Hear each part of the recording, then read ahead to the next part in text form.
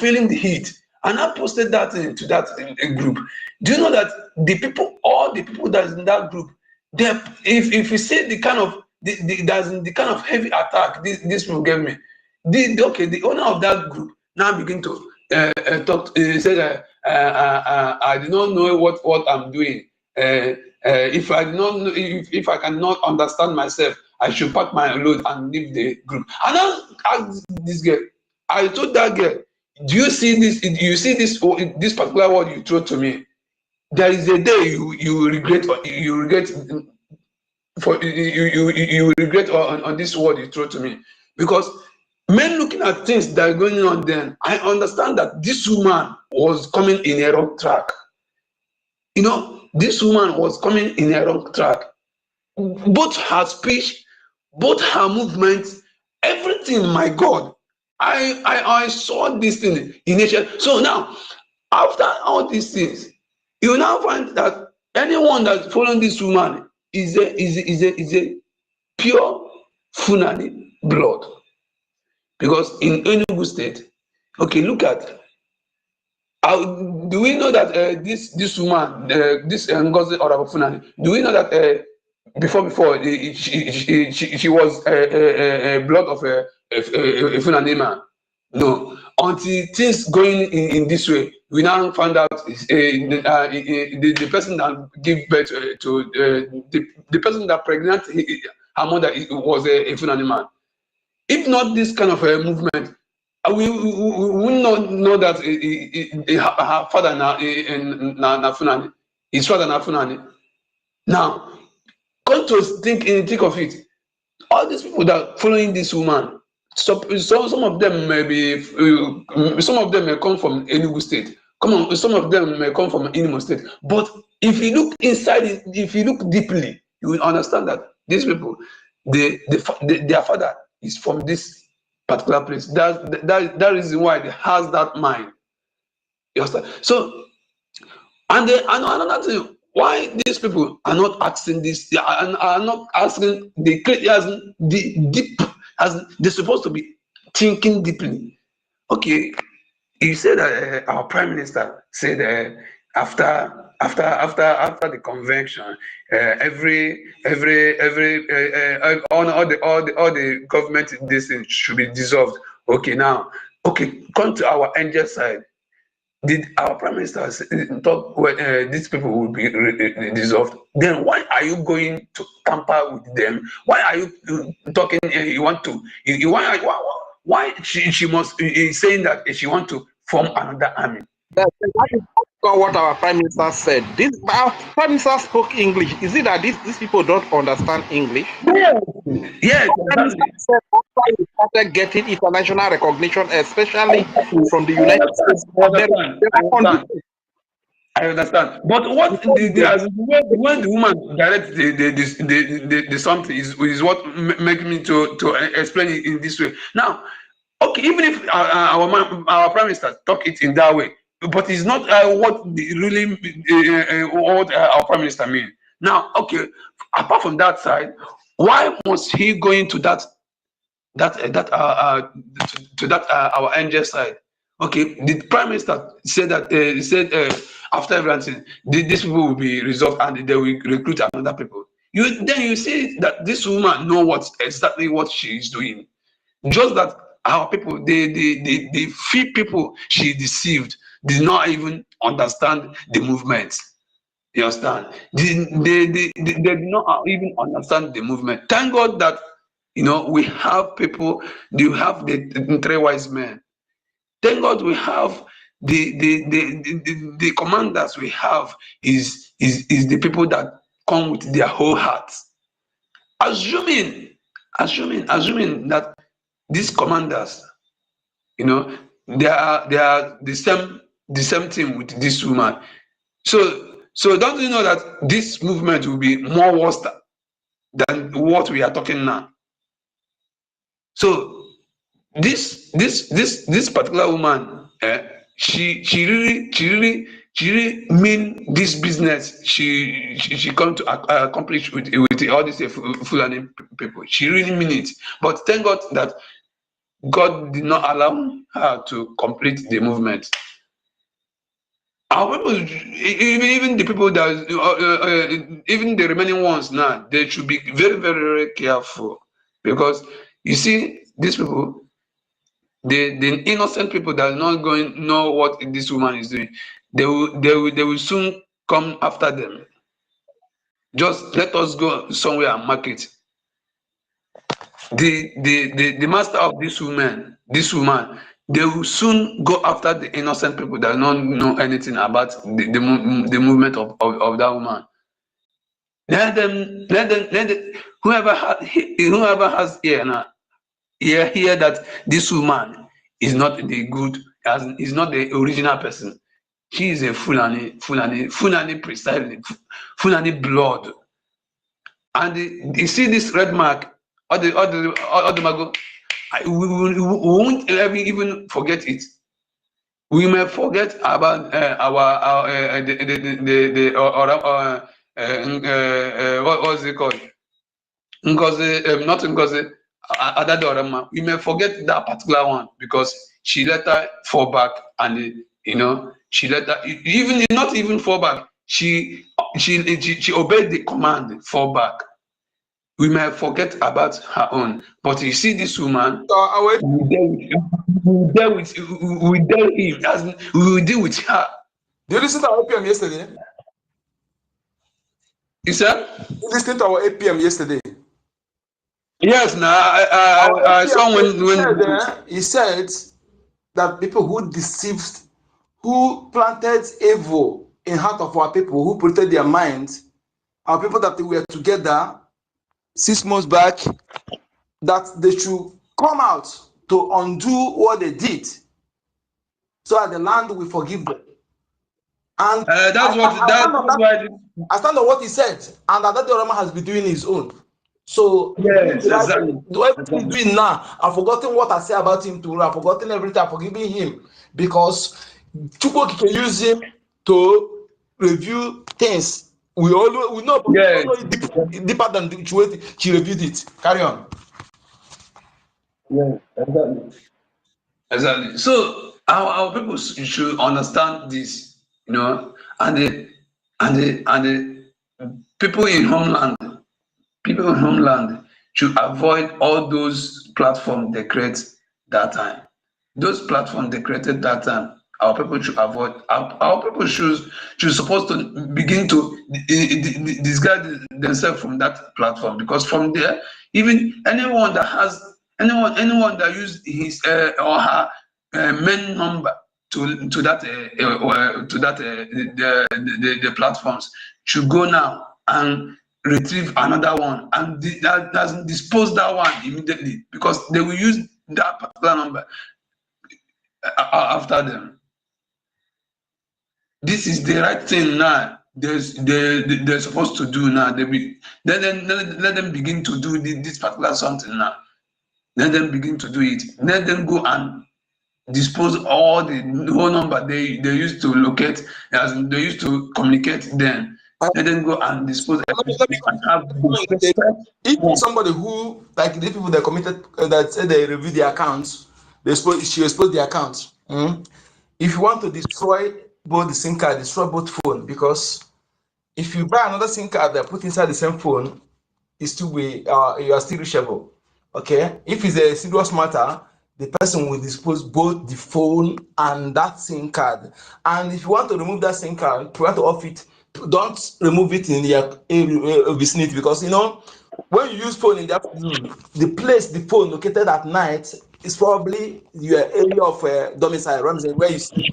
So they should get this, understand this, not the area you will destroy this phone. You go far, because when you destroy it where that place you sleeping, the network will end track it. Thank you. Yeah, it's easy to track, and they know where the person is. You understand? But let them do the needful. Let our government educate them well how to defend or how to protect themselves in that aspect. That's my own idea, because this group, they mean what they are doing. This one is not a joking of a thing. They really mean what they are doing. and they must surely come after all these people. And if you're at home, those who are at home, we should pass this message to them. No recruitment. Anybody telling you to come and recruit for you to in a vigilante or whatever to fight Fulani, don't go. Only thing we demand from people now is do your own fight with money, with your gemma. We have men, we have standby men that are ready to do the needful. Let me tell you, as long as we give them logistic, in next 2 or 3 weeks, you will see complete water. What we need is a gemma, and I have given a gemma before. I'm giving another gemma here, and I send a gemma in this platform, making 20 gemma. Tomorrow I will send my receipt. So please let us continue to give our gemma. That is what we need now. Thank you. Exactly. That's what we need now. Mostly, that's what we need. Mostly. If not, take a step. Before somebody will talk, let that person just donate as money for that talk. That one follows also. That one follows. What we need now is donation. What we need now is money, funding, so that these people will be receiving that. Our PM used to. This is the language of our PM. Let them begin to receive that again. You know. So. Ndị Igbo sị onye ọ nwere ntị ya nụrụ ekwuchakwala m ọgwụla ka ọrọ m n'ọnụ ndewonu.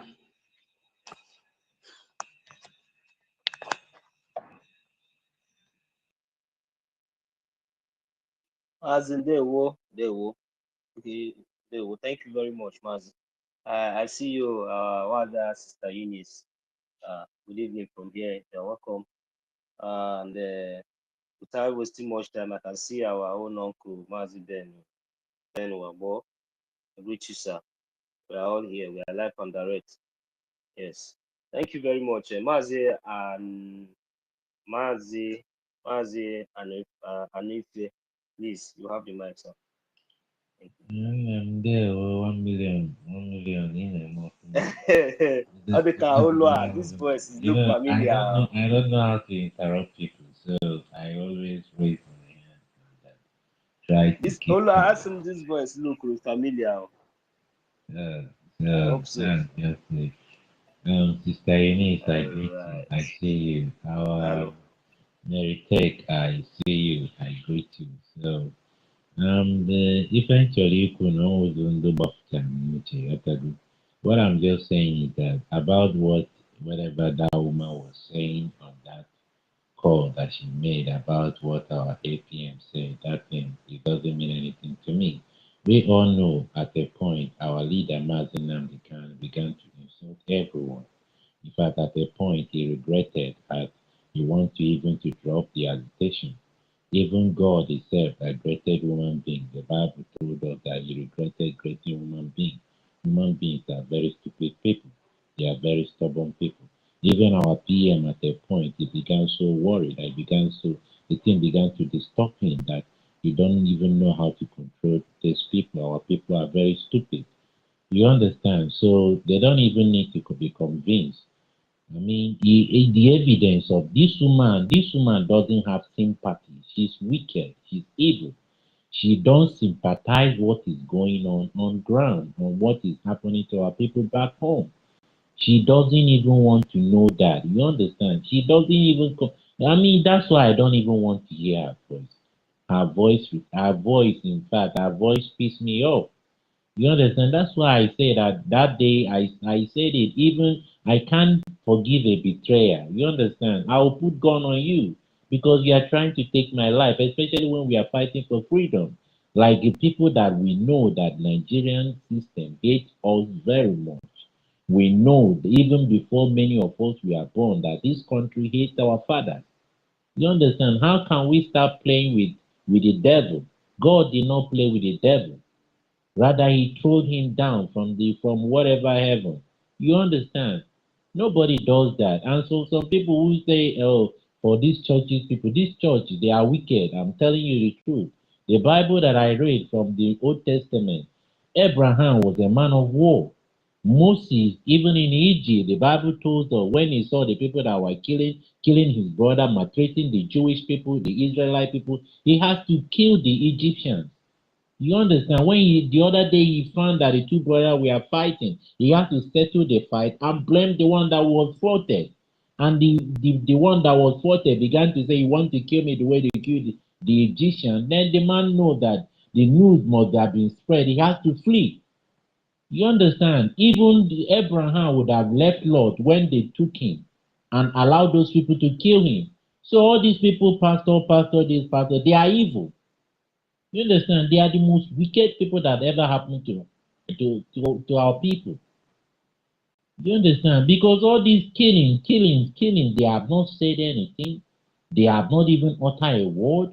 And when we go on the pulpit of international and start saying stupid things, you understand? So it doesn't make any sense to me. What we need is now is if you are coming back, come genuinely, come with your heart and do the right thing. You understand? This woman, she have showed her red flag. Her word is a red flag. Her action is a red flag. In fact, everything that she do doesn't even show that she wants the Biafran thing. You understand? How can a person fighting for freedom will tell you to go to Enugu governor and meet him and ask him about what he's using the money to do? It doesn't make any sense. You understand? And some people keep on trying to defend this woman on social media, trying to protect her. You see that these people are wicked people. They are not genuine. You understand? He's being evil. And that's why our Elias was trying to explain on that short video that he did. It's all about evil rage and fear. Said it's ego, envy, jealous, pride. Why not me? Why not me? Why not me?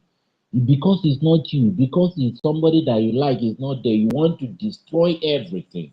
How can our three commander telling you that this woman is not giving them anything, and you still want us that on the space to start convincing you?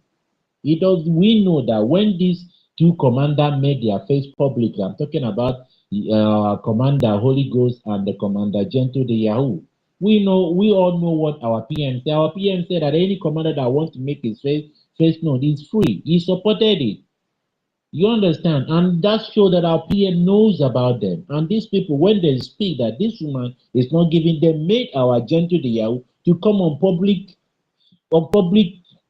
this thing and start swearing. Then they go out because My brother, please. I understand you. We all feel that way. You feel that particular one, and that is what the person that do that one. If I forgive others, I will not forgive him. But let us not comment. Limit our comment on that area for now. Thank you so much. Go ahead. So that's just the thing, you understand? So the thing is no longer trying to convince anybody.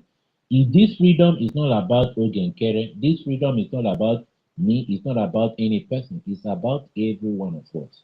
And we know that these people are coming, and we know they hated us very much. If they can kill people in the north, imagine what is going to happen to us. So it's not all about, hey, I'm trying to, because it's not this, it's not that. I'm not going to donate, I'm not going to do that. You are not even doing it for anybody. You are not going to see that land. You understand? That's what I told that lady that was having a conversation. Even a pastor that was engaging today, I told him pop and play that you people are wicked, that you people are making our people to die on daily basis because you are not preaching the true gospel to our people, telling them the right thing to do, telling them that don't be softening the minds of our people. It's not done. When war is coming, when people with the knife and dagger and everything to come and kill them, you are telling them to soften heart.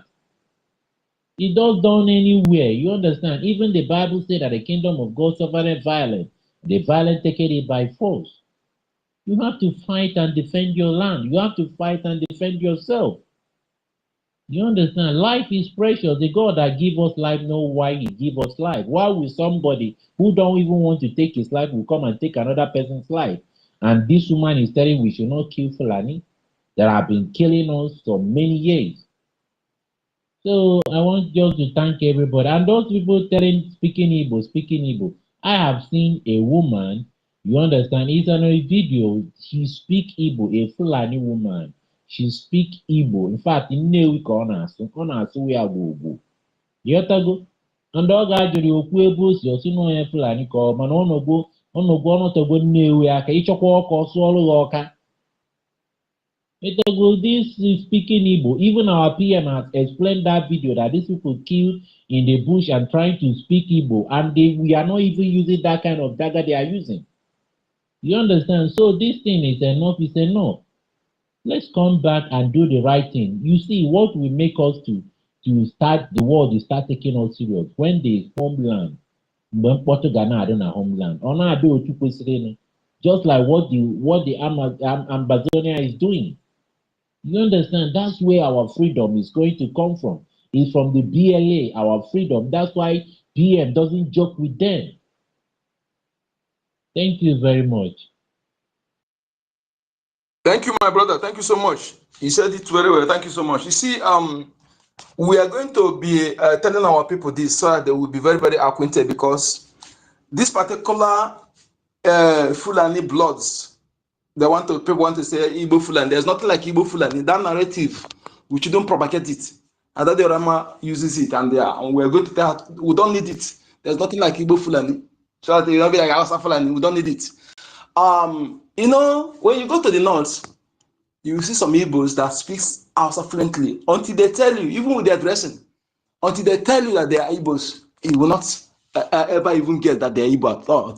Somebody tell you that these people are Igbo. So, and I remember in those days that I can do tell our people, remember during your primary school days, you might have seen somebody tell you, he's a fool, and maybe they say that a father they live in the north, say a father died, but his father or something, terrorist kid, the father they come. No, that is lies. You know, they may born the Fulani in, for example, in a one village in the Odimo state. They relocate in one village in Enugu. From there, we go primary and secondary school. I'm telling you, that accent will not be there. Just that there is a traditional way we used to understand who is a foreigner, no matter how they disguise. In my place, if you come, it's like you do everything. And there's something I will just ask you. One thing I'll ask you, I will know. So that one is not a. We have our traditional way of the DNA test. I have to trace three pattern, you know, and the other one again through the person hood. So that one, so if they like, they disguise. But what I want to tell our people is this. Because when you know your enemy, it will be easier for you than say you don't know your enemy and your enemy is among you. And perhaps some classified something that's not supposed to go to the ear of enemy, you'll be hearing it because you thought that you are with your own person. That is why we are going to be careful in this our liberation to observe red flag. When you see a red flag, as I'm speaking to you now, say Biafran, and you see a red flag in me tomorrow, don't ever hesitate to confide in others, you know, because to checkmate me.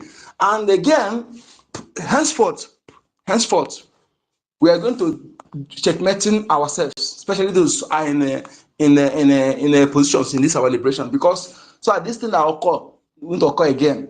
Okay, you know, listening to one of our brother broadcasts on YouTube. This is, I think, Biafra Watchman TV. That our brother is trying. Please, if you have not followed him, go and follow him. Okay. He's trying, and draw my memory to because when I want to post something, you quote the person.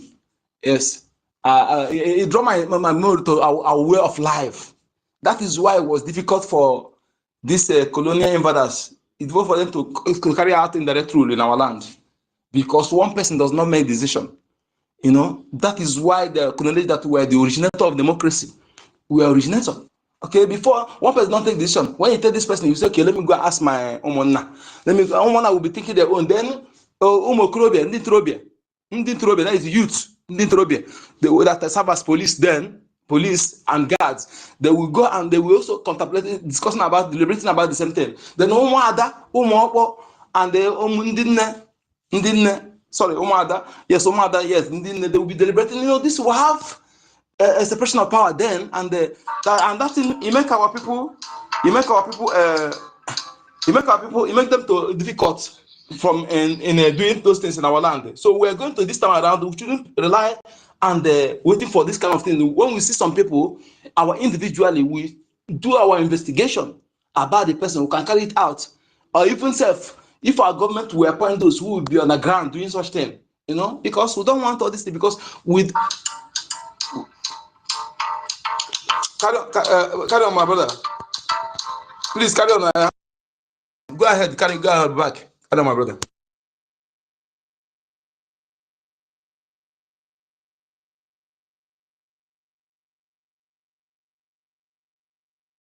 Please go ahead, okay? I'm having a go ahead, Abubakar. Let me somebody's calling me.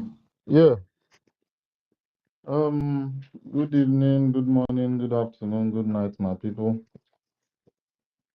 I've been a little bit busy. It's kind of midnight here, but I'm trying to fix something to put in my belly. I've been so busy. So bear with me, my people. I've been so busy though. All day I should have said some things about APM's broadcast yesterday, and we listened to Adadi Rama's broadcast today. A lot happened yesterday when our acting prime minister was live. He said a lot of things, and the broadcast that he told us to watch. I mean, the meeting he had at the Congress about Christians persecuting Christians was one hell of a bomb, man. While I was watching that, I was just listening to that woman, that particular woman that he told us to listen to. That woman is a Zoo woman, and it was very obvious that she's a Zoo woman. They asked her some questions, some straightforward questions, for her to answer a yes or no. For them to, determine maybe they are going to put Nigeria into the list of Christians persecuting Christians. They asked other people, and they answered yes, because of what was going on presently, what has been going on, and what's still going on. You understand? So that priest that was there, was he a priest or something? I don't know if he's a priest or if he's just a deacon, or I don't know the position he has, but he literally said yes, that Nigeria should be added to that list. But the woman was speaking big English, so that she's going to, swindle a lot of them. And I was just so happy because those men, they are not they are not stupid. That kind of black woman was speaking with them. They are literally speaking with an Englishman, thinking that you're going to use English to scatter his head. It's not possible. He was just laughing. After he asked the question, after her reply, he would just laugh and be like, all of what I asked you, you did not answer me. It was really, really funny because where I was watching, and I was just like, this woman is just trying to, do the work that she was paid to do. Literally, I guess she was paid to sit down on that seat and speak those big English, so that Nigeria will not be uh, put on the list of Christians persecuting Muslims, countries that Muslims persecute Christians. You understand? So, um, no matter the big English he speaks, there's nothing that is going to change what the Fulanese are doing. And yes, it was just a whole lot. She kept speaking and speaking, and at the end of the day, I believe those men that were to judge after the meeting really, got to the end of the discussion, and they decided. Actually, I heard the story that came out from one of their mouths about the man that if as a Boko Haram or a Fulani bandit shot, and luckily for him, he didn't lose his life. He was alive to tell the story. That story got to that Congress, that table. I was so happy, that this man listened to us, listened to whoever brought that story on that table. And Trump, that is going to Trump being their president, the president of America right now. If he listens to that meeting, he's going to listen to that story. And at the end of the day, he knows that that story is worth putting Nigeria under the list of Christians being persecuted, the list of countries that Christians are being persecuted. So I believe Trump administration is going to do the needful. Biden's administration and Obama's administration literally took off Nigeria away from the countries that Christians are being persecuted, and that showed a very crazy pattern.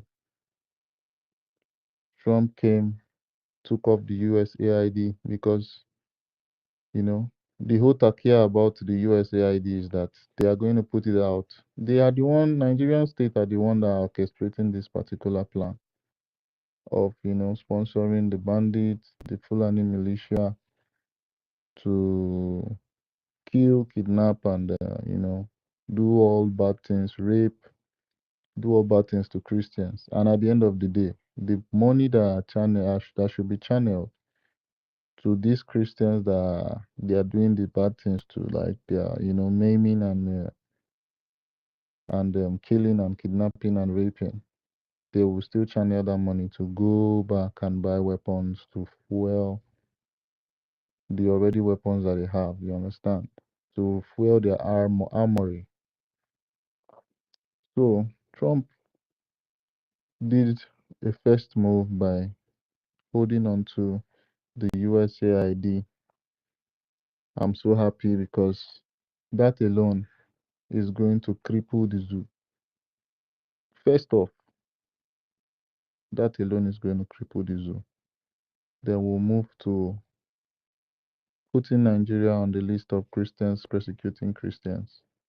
And I hope, I just hope that Nigeria will be very, very stubborn, you know, for them to, you know, continue the persecution of Christians, so that US is going to, you know, put the sanctions and do all the needful things. If it's possible, I would want them to, you know, take it to the very next level where if they see that the president, I mean the legitimate president, Tinubu, the drug lord, if he feels stubborn and does not say anything about the killing of Christians, he's going to seize his assets, the assets that he have. I don't know if he have assets in America presently, but every single asset he has, he's going to confiscate them anywhere he parks his private jets, private planes, and all those things. They're going to confiscate it,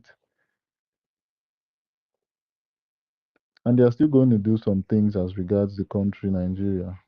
I mean the contraption, because that's not a country to me. A country where people die every day is not worth to be called a country. So my people, we all know about Nigeria. We all know how Nigeria kills people daily. If you're not being killed by the militia, if you're not being killed by Boko Haram, if you're not being killed by all those bandits scattered all over indigenous people's land, you're going to be killed by the army, the police, the air force. That these same bandits are being reintegrated in, you understand? Because all their forces, you hear that 3,000 repentant Boko Haram, people that just freshly repented. How can you tell me that someone that has killed over 7,000 people will repent and wear a Nigerian police force uniform to come to my father's land to come and protect me? Is that not madness? Trump hearing this kind of thing would never, ever, ever, would never support it. Someone that has killed thousands of people, so even if it's just one person or 3 or 4 people, how dare you give that person uniform and reintegrate the people, that person to where innocent civilians who don't know how to hold weapons, who don't know how to handle guns, and very innocent people, you integrate them into their lands, into their markets, into places they occupy, claiming they are there for protection. They are there to protect the land. All these people aid the bandits, the Fulani bandits, to perpetrate the act of ethnic cleansing all over the contraption called Nigeria. Just yesterday, there's a guy called I think Rufai's son. This El Rufai's son. I think his name is Bashir. Is it Bashir Rufai or Bello Rufai or something like that? He threatened some people online, some Southern Kaduna people, and those Southern Kaduna people are still the Hausa people that are left. So, some Hausa people are still left around the Southern Kaduna axis, and there are some Igbos that are there. There are some, other tribes, Nupe, TV. This particular Kaduna area in the southern part of Kaduna, he said that the Fulani is at that place because Fulani generally I take them as bandits. I don't care about anyone that tells me that he's a good Fulani or is this or is that. As long as you're a Fulani man, you are speaking the full Fulani language, you are a terrorist. You are a what? You are a bloody terrorist. Yes. So he told them, he threatened them that he was talking some things about President, the drug baron President Tinubu. He was saying some things and he was insulting him. At the end of the day, he said, as long as Tinubu does this, that the Fulani bandits are going to continue doing what they are doing in southern Kaduna. And what are they doing there? They are taking over communities. They are massacring people, taking over people's ancestral land without remorse. They are doing this as a normal thing in southern Kaduna. He threatened people online before he deleted that message. I don't know how many of us saw that message, but it's something that I can post here. In fact, I'm going to post it on the comment section now. Let me look for it. Let me look for it. He posted it, and at the end of the day, he deleted the comments because people were on his head, people were on his neck, telling him that so thing happened, that so you can come and threaten people online, knowing that this is a terrorist act. Just give me a second. Let me look for a place where it was said. So he actually said it, and people were on him, people were on his neck, telling him this and telling him that. And at the end of the day, he was forced to, delete that message, and do the needful and ask for forgiveness. I think he just wrote some things on. Yes, He said it is stupid. Okay, blah blah blah. Southern Kaduna residents will keep saying shege if they continue to attack indigenous Fulani headsmen. This was what he said.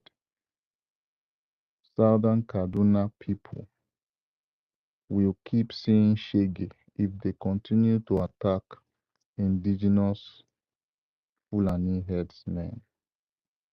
Then he came after I deleted that particular tweet. He said my tweet about Southern Kaduna residents and persecuted Fulani headsmen was in bad taste and also badly written in an attempt to, make a point, blah blah blah. I apologize for those that did not know me, for those that know me and are aware. Like, are you for real?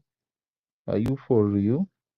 You came and put out a threat that Southern Kaduna residents will keep seeing shege. That means your dad, El Rufai himself, is an accomplice to whatever is going on with Southern Kaduna people. This man is a Fulani man, a very, very strong Fulani man. I was just, devastated when I saw this, and I was like, The international communities are going to see all these things, and they would still not know that these Fulanis in this place they call Nigeria, every single one of them are terrorists. For a particular man, and this his father is seeking for presidential blah blah blah in 2027. I heard that he's seeking to be the president in 2027. Imagine this kind of person being the president. He is ready to overthrow drug lord Tinubu, a terrorist. By that 2027, I don't know how it's going to be, you know. In Nigeria, I know Biafras would have left them. Then they will be with Yorubas trying to, hold on to Nigeria. I don't know how they are going to do it, but his plan is for him to be the head of Nigeria. His son is literally threatening the southern Kaduna people, saying that as long as they are attacking the Fulani herdsmen and attacking the Boko Haram people, he was calling Fulani indigenous, meaning that they are indigens of southern Kaduna. How? Everyone knows that Fulanis are not indigens in none of the land they amalgamated both from the south, from the east, from the north to the west. None of the contraption called Nigeria has Fulani as indigens of any part of the land. They are what they call invaders. They are what they call um, terrorists that are, invading people, grabbing people's land, and doing all this. And they are the main perpetrators of uh, Christians persecution of Christians. So with all this, I hope Trump is seeing everything and he's writing everything down, keeping records, literally, because all these are what will be used against the Fulanis when the time comes. All this will be evidences that will be used against the Fulanis when the time comes. Everybody knows that the Fulanis don't have any piece of land in that contraption called Nigeria. They don't have anywhere to stay. They have entered every nook and cranny of our land just all because of Buhari said they are citizens too. Because it was Buhari that encouraged them. Buhari literally encouraged them, told them that every Fulani man, including the bandits, are citizens of Nigeria. And for this reason, any of the headers that carry cattle, that carry gun, must use that gun to what? Defend themselves. Imagine someone coming to your land. Let me give an example of United States now. Someone coming to visit United States, saying he wants to come and start, cattle herding. He wants to rear cattle in United States so that people living in the United States of America, both in Atlanta, Georgia, Seattle, Cliftonville, Illinois, everywhere around United States of America,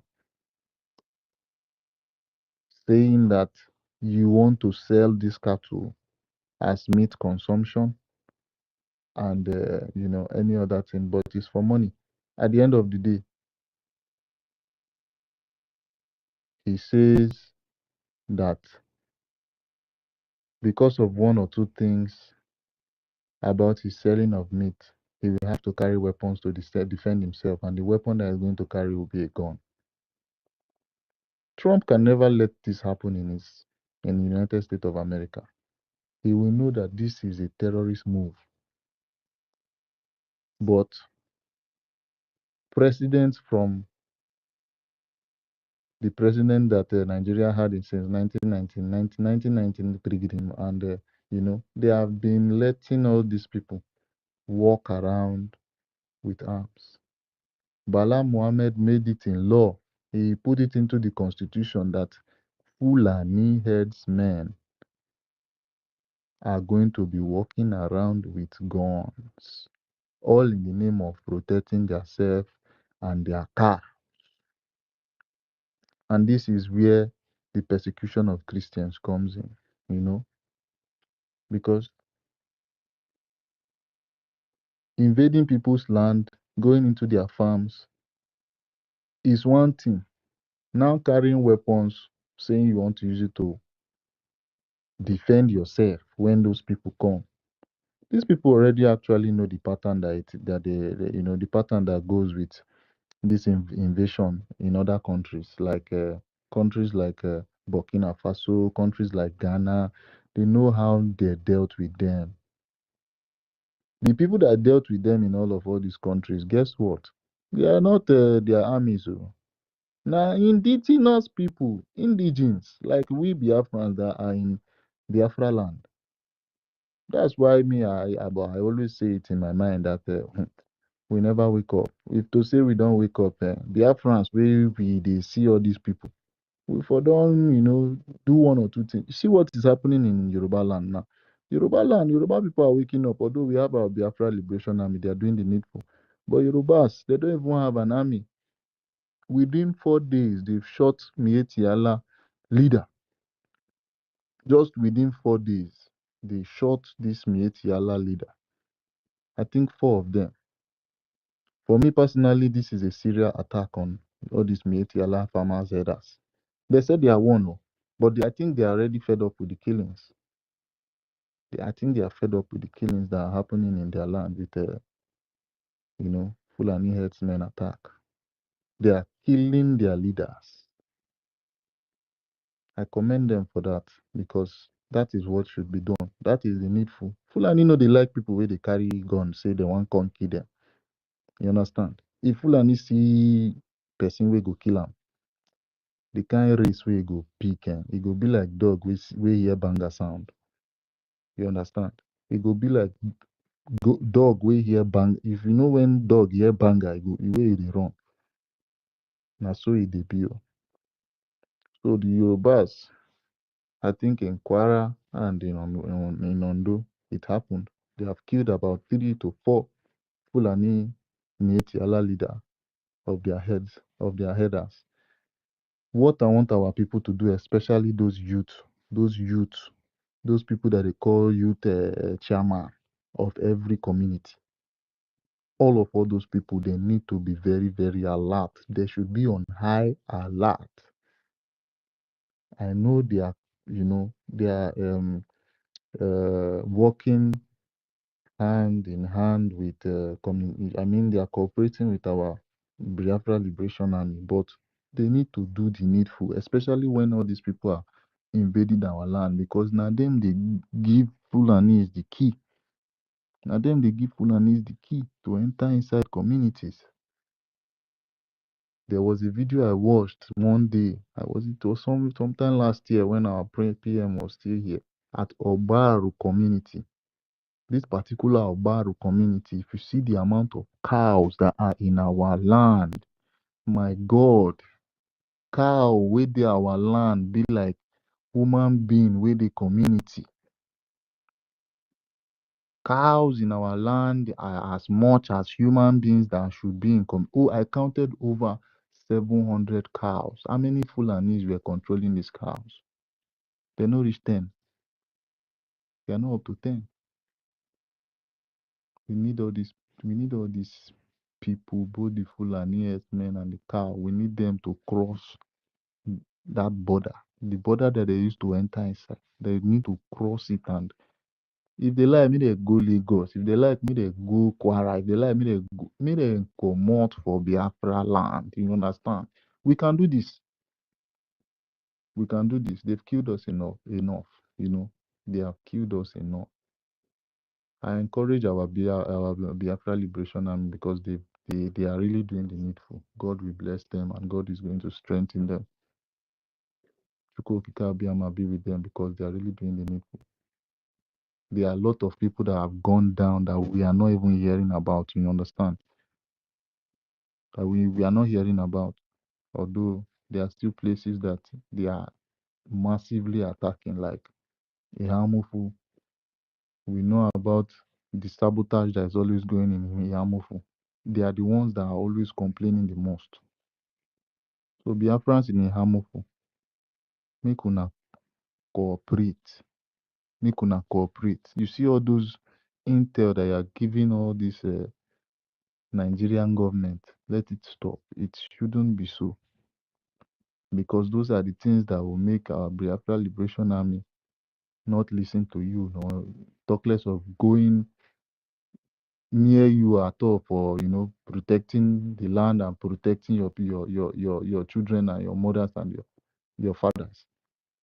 You all need to keep close communication with our Biafra Liberation Army. It is one of the most important things to do just to preserve your lives. Very, very important. You know. Mazi the number, I see your hand up. You want to say something? Yes, my comrade. Thank you so much. Thank you. You know, you see, every day, as long as we pay attention, or that's the person who is outside this train that is heading to on the track destination to Biafra, United States of Biafra. This BRGIE train, BRGIE is like this train that is taking Biafra to the United States of Biafra, and also at the same time that is negotiating for recognition of United States of Biafra, and also liberating the United States of Biafra. That is why anybody who is sensible will not subscribe to anything called BRGIE now, United States of Biafra now, because it still has not yet official. Only BRGIE that will make it official. So that is why it's imperative for every true Biafran to come into that track of BRGIE that has no in between. Is one destination. So what you said just now, when you are saying as we're going on in this liberation, will be we remember certain things, And if our people some of our people that are suffering from this thing, those who don't pay attention, those who are being distracted by things that because there are some of them who are we prank with what is it called, skit with all this Kuban and all these criminals that sorry I use them criminal with that word criminal anyway, because I may not be, but anybody who is floating money in our land and they don't care about our people, they don't care about all the things they're committing in our lands, they are inconsequential to me anyway. So, but if you're the person, a true Biafran that pay attention, my brother, you know what is going on. Because when you sit back sometimes, you think, I know the system has made everybody's in a hurry. You think about what you eat, how to buy mansion, how to build mansion, how to buy car, all those things. Well, all those things are very, very minor to compare to what we are fighting for. If our people will cool down, understand what is freedom. Last time I said that why people don't understand they don't put more effort the way it's supposed to be, because we have not tested freedom. I can say from 1904 to date, see after the 1914, the amalgamation, we have not tested freedom. Those born that time now, we have not tested freedom at all. Are you telling me that somebody in America or in Europe can endure what we have enduring here for 1 year without taking drastic action? No, they can't. They can't. Our people don't know the sweetness of freedom, and they don't understand that what the importance of our ancestral land. Things that you have that you inherited that have no duplicate, that is not sold in the market, is priceless. They don't understand the importance. If they understand, they will know that our land can generate World Bank 100. But if we lost that our land, World Bank 100 cannot produce our land. Cannot produce our land. What you produce is duplicate. You can't produce that land where we connected, where that is our foundation, the place we have our progenitors. Okay. Oh my God, my landlord. My landlord, please go ahead, my brother. My landlord is calling me. Go ahead, my brother. Yeah, thank you. Just like you're saying, they need to fall back. They need to fall back to the BRGIE without wasting time. Oh man, Okay, sorry, my I'm brother. just I'm so back. happy. Okay, just my landlord. I think, Okay. yeah. So, if our people understand this at this point in time, and they know that they have deprived us many things, our history, many things. If not that Mazi Nnamdi Kanu came, and some of us who grew in the village, who are close to our daily people, the reason why I am somehow Igbo like this, which I love it so much, because I was the elderly people, they used to send me around so much, and all of them give me different names, and I am close to my father, was close to my father. I'm not the, the second to the last out of 11 children. So, and I'm close to my father. And after my mother, I am the one that know my father very well, because I'm close to him very well. I used to lie on his chest as best friend. He told me many things, I know, and I know many things, okay, and including my mom, things I learned from them. If not, there are many of our people who don't know anything about who we are, I know. And if we fail to get this freedom in our generation, I'm telling you, the next generation can't do anything. They can't do anything. Our land, our race will be exterminated. When you lost your culture, you lost your tongue. Let me tell you, outside people now, outside people may be existing now, outside blood, but their culture have been diminished. Everything about them, what makes them outside people? Only the language left. If they change food now and the Hausa language diminished now, I'm telling you, Hausa race has been exterminated. Despite you may see somebody who carry Hausa blood, but that thing that makes them, that thing you can use to identify them as a Hausa person, their tie, their cultural heritage, their food, the organic food, their custom and tradition. When all those things are taken away from you, I'm telling you, that is your identity. That's your identity, and then what you are is you're a slave. The one you adopted, the one that you are used, that replace that yours, that's your original one. Those who own that one, you are slave to them. That is why when I begin to ruminate the game played by these people, these Islamic people, when they come, you take African adopt their name, Arabic language, some Arabic culture. These things are systematic slavery. And these people come on their own side again, they bring you, adopt their name, and because of us, our people, how many of us have seen the Western bearing our names? Are their name better than ours? Answer is no. So all these things is what I'm thinking, that we need to do something fast. Okay, look at it now. In our land, no our children, no language. No history. And we don't know the crime, level of crime, or the rate of crime they committed against us. Those who do that, there's no country in this world where people don't know their culture, the history. When you don't know your history, it's like somebody who is going to a place, you don't know where you're going, and they don't know where you're coming from. How would you know where you're going? That is exactly what they did to us. It's a very, very big crime against humanity they committed against us. And now I go to school now, what they teach our children is Islamic language, Christian, CRUK. And all this, let me tell you, whether you like it or not, that Islamic language is combined with the Arabic culture. 80% of that thing that she says the Islamic religion is 80% Arabic culture, their culture. This one again is also 80% Western culture, whether we like it or not. And our people, our children, they don't know our own. And these contemporary parents, that they are not concerned about that. They're not concerned about that. It's very, very it will be disastrous if we fail to restore Biafra. And I want our people to understand what we're doing, to know that no matter the highest achievement, if you are part and parcel of those who restore Biafra, you supported financially, you have achieved more than somebody who built a state all over the world. You have achieved, your achievement is greater. I'm telling you, that is why I am begging our people, if you have a place you can lay your head, if you don't, a Biafran person who know what is going on, not supposed to be having 1, 2 car, 3 car. When you have 1 car, or you having building hotel here and there, when that land is in fact that people want to take it away from you. You must fight to secure that land first. That land has no duplicate. If we lost it, there's no place again will be in this world that will be our home. Our race will be stateless. We'll be stateless. those who are alive. And let me tell you the plan of these people. You know, when we say anything, we don't say because we speak based on credible intel.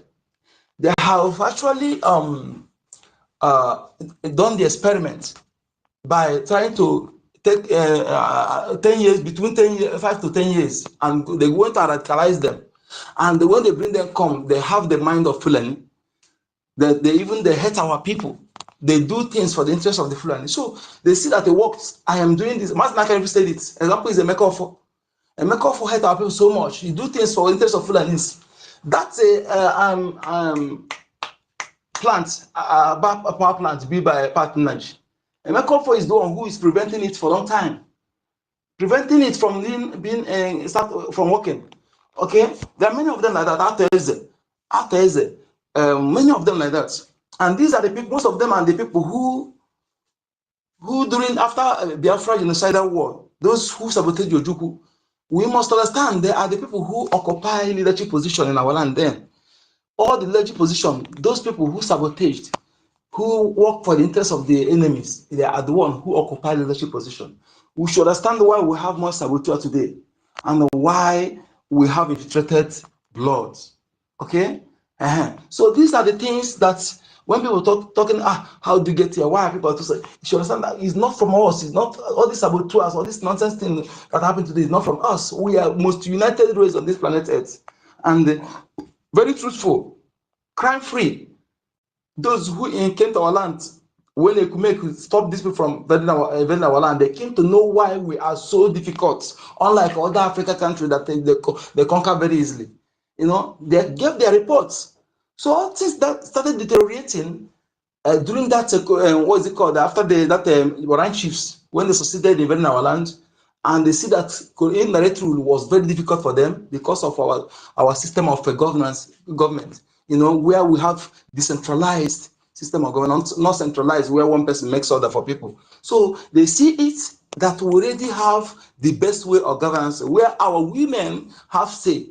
And the first ever written constitution on this planet Earth that inclusive of women leadership originated in Igbo land. That time is what we are using in CBD, a cargo writing system. All these things, when you talk about Benin world, that is not Benin, it's the Godomigodo war. But now they have to call it Benin. What they write in those war was this cargo system and mathematics and chemistry, everything. Okay, see, so but when they see all those marvelous things, they Britain, they destroy those things. They took those, some things they put in their archive, you know. So all these things, there are things, Masna can say something. There are things that they cannot be reviewed now. If you review it now, all this lie they told about in the world will be, that thing will destroy, and the place you can go, we dig for all this archaeological investigation in our land, it will not be reviewed now. Okay, when place like that, then when you dig those things out, all these lies they have told, so everything will be. That is why one of the reasons again they are preventing Biafra. But that one is aside. I want our people to understand that when you see yourself, because I'm telling you, there's nothing gives me joy than speaking about this Biafra. There's nothing that gives me sleepless nights than this Biafra. I'm telling you the truth. And if you are not having the same feeling, that means you may not be among those choosing for their mother's womb. Yes, I'm telling you the truth. Not everybody. And that's why I'm saying that I speak for myself. The only people I can vouch for are these two leaders we have. Yes, after them, I count myself, you know. So, and the other person know their own. That is why we must also be vigilant. As we are fighting this, we will checkmate ourselves. Checkmate me, my brother. When you see a curriculum movement that look like red flag, raise the alarm, okay? Raise the alarm. And we must also understand what it means to say unity of purpose, because our people don't understand it, okay? But I want to start to work and explain our people to in Igbo language, in our local language, how they will understand it. Although these Bible robbers, these Fulani Caliphate planted Bible robbers that they planted to deceive our people as Christians, they have succeeded in dividing our people from grassroots. People are not paying attention this area. We are not paying attention. And when you are telling our people that Christian brothers and sisters, they think that you are attacking what they believe. No. What we are saying that the people who are leading them, they are the worst thing. The worst thing that will happen to people is for you to have your enemy parading himself as your leader. Okay, your enemy giving you advice, you know, that is one thing that will happen to you. Just like the kind of governors we have today that are swear allegiance to the caliphate, those who want to conquer us. Don't you see that is a very troublesome thing? If you survive this thing, I'm telling you, it will be something that we will not allow anybody to penetrate in 1,000 years, because the mountain before us is not a little mountain. Our enemy have succeeded in planting their agents, their puppets in the leadership positions, and that is why we have many mountains. Okay, that is why sometimes the world will look. Those who claim they represent us in our region, they are not speaking about the killing in our land. Then when you look at it, my brothers and sisters, how do you expect those people outside to talk when those who claim to be our governors, religious leaders in our land, they are not speaking? When somebody like Bishop ANNANG, who claims the bishops in every state, where they are not speaking, you call yourself as a Christian, my brother, nothing represents you as a Christian in that contraction, because the constitution of that contraction does not show that there is a Christian in that contraction, because not even film mention Christians in constitution. And those who call themselves your leaders in Christianity, they are not concerned about that. And you, their followers, you don't even pay attention when we talk. You think that you come to defend them. You think that they love you more than us. Some of you think that those pastors and everything love you more than us. No, they don't love you at all. Because if they love you, they will be making case. They will be speaking against that thing. Why they don't have anything that represents you as a Christian? Have you people even thinking about this? Think they're making it up? Go and check the constitution. Tell me if you can see anything that represents you as a Christian. And again, when you are being killed at the Pope, the head of Catholic all over the world, we condemn the killing of Christian and Muslims in Myanmar and in Iran. You know what I'm saying? But you that are Christian, they're following him as your leader. If you are being killed that you don't pay attention, I was thinking that you don't even read, but the time the BRGIE nations did their summit in South Africa, he applied to be an observer member, to be a member as observer. Oh, I said, oh, so the Pope even know what is happening in Africa. But the killings of Christians, it doesn't say anything. So it's a thing of question for you that call yourself Christian to know what we are saying. Okay? The need for you to join, stop paying your tithe to these criminals. Yes. Stop paying your tithe. Let us make it a campaign, the emergency, put it as a state of emergency. We need this campaign for people to enter their ear. Because when the people who are giving you a sticker to protect yourself, you are killed, they don't say anything. They tell you to do this, but they go about with the police and MOPO, armed to T security and bulletproof cars, private jets. They don't even build hospital where you can get free medical checkup. They don't even build factory, food production factory. Rather, they will build school that you cannot attend. The kind of investment they do is investments deliberately, just like the one they take government. Didn't think that all these governors, they are not telling them the kind of investment they will do. The caliphate, they can buy investment they cannot do. If you don't know it. One of the European man, when they said that they are irresponsible why Africa don't have electricity, because they don't want us to industrialize, specifically in Nigeria. Okay, that is why we don't have stable electricity. I think that is only that they hear that because the Britain and they influence what they're doing. They don't want them to industrialize. And he said it. Even one of them said that we are not, they have committed elsewhere, that our own case is not their priority. All these things leaking, you don't analyze it.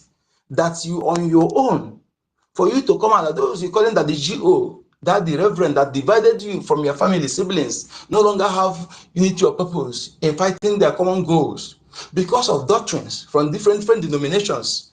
Just in my locality now, you can come and have all the denominations, like all, if the denomination of churches, if they attend, they're all in my locality.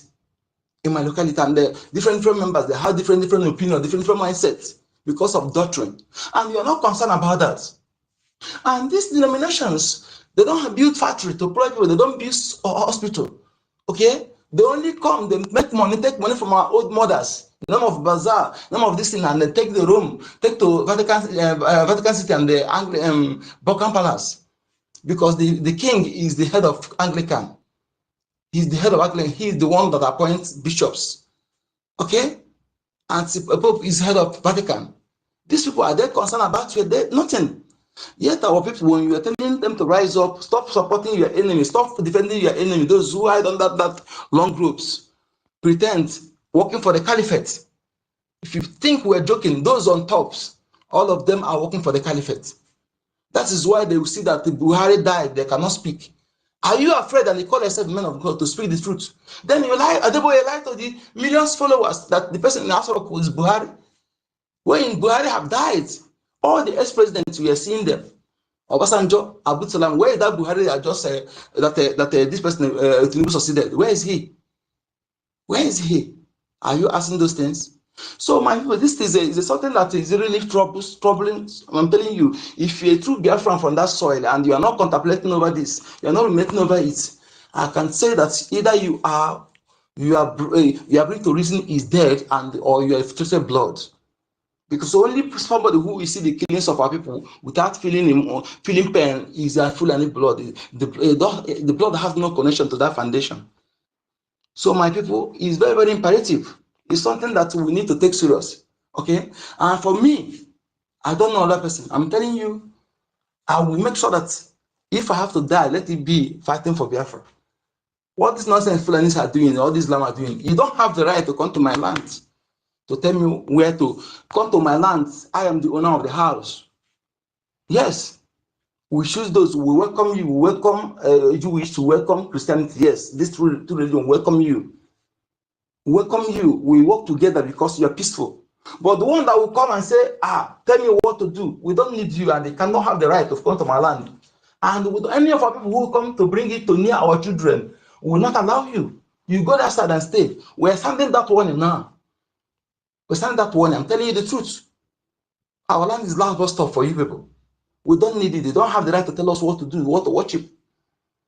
Okay? And ours is a way of life. It's not religion. I see religion as a means of politics. They hide under that thing to conquer people's land. Look at our land in Africa. Islam has taken over all of everything. Arab, they want to watch it. This is the thing you want to do in our land. They want to do in our land. And all this mixed blood will be dangerous to our children. That's why if you have married a foreigner, my brother now, begin to teach them our culture, teach your wife our culture. If they're embedded in our culture very well, they will have that love. But if it's like of Obama, see what Obama calls us. We were jubilating. Your father is from Kenya. Look at how he dealt with us. He sponsored terrorism, sponsored Boko Haram against us. So we must understand the danger. That is why begin to teach your children who their enemy is. If you're a parent that when your children say, hey, please don't look for trouble. If they slap you here, turn here. Don't look for trouble. Go your own, Jaja. You're not doing that shit. Good. I'm telling you, if your parents, you are the worst enemy of that child. We don't want to raise coward. Teach your children. I love Abraham Lincoln wrote a letter to his son teacher. Say, teach my son to be gentle with gentle people and tough with tough people. He said, teach my son to stand and fight if he thinks he's right. Okay? And you have to teach your son. I love what my mother does. If you cry, come say, my mother will ask you, can you get there? You will come and say, your mate, I make you the cry. My mother will bring care and he will flog you, go back. But if you're an adult person, then he go and fight for you. But if you're not, he will flog you back. So that is how it is. Don't raise a coward. Don't raise cowards. We don't want cowards in our land. Okay? We want to raise children that will stand to defend their territory, to defend their value, to defend their identity, to defend their heritage, to know our culture. Your culture is the identity. It is your heritage. It is what makes you somebody, makes you a Biafran person. Okay? We cannot diminish ours and embrace us. Those who are embracing theirs, they don't wish you good. They want to enslave you. When you're all of your own lost and you choose their own, you become their slave. So my people, we must make sure that we teach our children who our enemies are. Begin to tell them who the Fulani. This is not you can call it nonsense, I don't care. They are teaching their children to hate you, to blow your head off with AK-47 when they see you, to slice your throat when they see you. Are they doing holier than thou? Holier than thou. The doctrine, I'm telling you, what my Christian brothers and sisters, I would like this for you to know this. some of the doctrines in Christianity will be changed, should be changed, because that doctrine is called what makes Fulani kidnap you today. They don't have power, that they're not stronger than you. I cannot fight you. They don't know how it takes to fight more than you. But as the teaching you'll be receiving from here is make you to be mentally weak. You see a warrior, a brave person, you become a weak person. Telling you to forgive your enemy, to clap you here, turn here, be live at peace with your enemy. Do not judge. Why you have the law courts? Telling you if you stop here, turn this side. Then if I'm blind, I will go to that room with blind eyes. When John slashed somebody's throat, he told him to chill his sword. He not ask him to throw it away. And sword is equivalent to machine gun today. They're supposed to teach their members that it's their right to defend themselves. Rather, they were telling them to fast a prayer where they are being, where blood are flowing. They are cutting their throat. They're telling them to fast a prayer. Why you're going with the bulletproof car? I'm telling you, these people, they are true. They love you.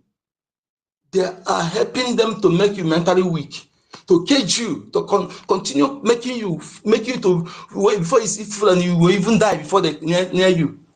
Why you can stand and fight? Let us understand where we're going. You can't tell me that Suleiman in Awushi there, that making our people when they come in, if that is coming, even an 80-year-old man will kneel down for Suleiman in the name of that is coming. In our own land, that Fulani man bragging on private jets and starting our people. Can't tell me all these are Deboye, that all these churches that are using our people money more can, but they cannot speak when you are killed. They love you more than us. They're telling you the truth. Tell me, what are you benefiting from them? Can you tell me what are you benefiting from them? Do you know that they are the real grassroots divide and conquer? Because they gather you, they condition your mind. Even your fellow Christian self, you don't like it, because watchman and choosing member, they don't go, they can't pass the same road, they hate themselves. Is that not divide and conquer? No unity of purpose. Do you know the danger that those things post? Is it the way they're doing it in the other countries in Europe? You must understand that what is happening in Nigeria is not the same. They work hand in hand with the caliphates to make sure that they destroy our people. I want my Christian brothers and sisters to understand where we're going. We don't hate what you watch, but we want to, because Islam come with their own with violence, but this one, they're doing their own slowly, systematically, killing you, impoverishing you, extorting you, and also making you mentally weak. You know that they are even destroying you more than those who come to attack you, because someone for them don't have died. They don't even know that they're slave. They don't even know. They asked one girl one day, if they give you 10 million, which one man of God placing laying hand on you. He said, you don't need that 10 million. At that hand, the man laying on, he said, is enough for her. Hi. I see. I know that in that hand, the man, even your father, if you don't know it. The only man that has the right to bless you is your father. No pastor, no reverend father have what it takes to bless you. In terms of blessing, your father, your biological father, have what it takes to say you are blessed and it will work. Just the same way you have the right to give you name. Just the same way you have the right to give your hand in marriage and say you are married, pronounce you married, not pastor, not reverend father. According to our culture. If another person have the right to bless child, Jacob's mother would not have tried to manipulate the body of Isaac. I mean the body of Esau to get blessing from Isaac. You would have find a way to get that blessing. It's only your father have the right to bless you, and that respect you're giving that man. You don't give your father that respect. Even they always say, obey your parents. Why be submissive to your husband? But all the reverse is the case, and you'll be calling devil. Why you are the devil? Today they have marriage divided. Some wives want to listen to what pastor said, whatever father said, instead of their own husband. You tell me that marriage will evil will not be there. Tomorrow you're calling evil. Why you are the evil? We must understand that we have discredited our land, foundation laid by our ancestors. As long as you're in that land and you are not respecting that foundation they laid, you'll be having problem. That is the importance of foundation. And when you desecrate it, it is you that's connected to that foundation will be suffering it. That is one of the things we are suffering today. We need to understand all this. Very simple. because those who brought it to you, they respect theirs. That is their own culture. Your culture. If we are the nature, God wants us to be incompatible, do things together. It wouldn't have made us to be incompatible because we're incompatible in organic food, we're incompatible in color, we're incompatible in tongues. Our incompatibilities also reflect to the way we approach our okike, our God. Okay, theirs is theirs. We have our own way of approaching our creator, and he recognizes it because it's the established way of our great ancestors. Even if you don't do other things, respect that cultural heritage, marriage system, and other things. It's for your own good because what you are eating is food they discovered. All the things they discovered, you are eating it, and they don't want to respect them. That is why we are suffering. I'm saying this is for us to know many things are happening to us, and we don't want to think very well about it. So, my people, it is imperative we fight. My mission is to make sure Biafra is restored. If I achieve that, I achieve the best. Thank you for taking your long time, my brother. You have the mic. Thank you so much.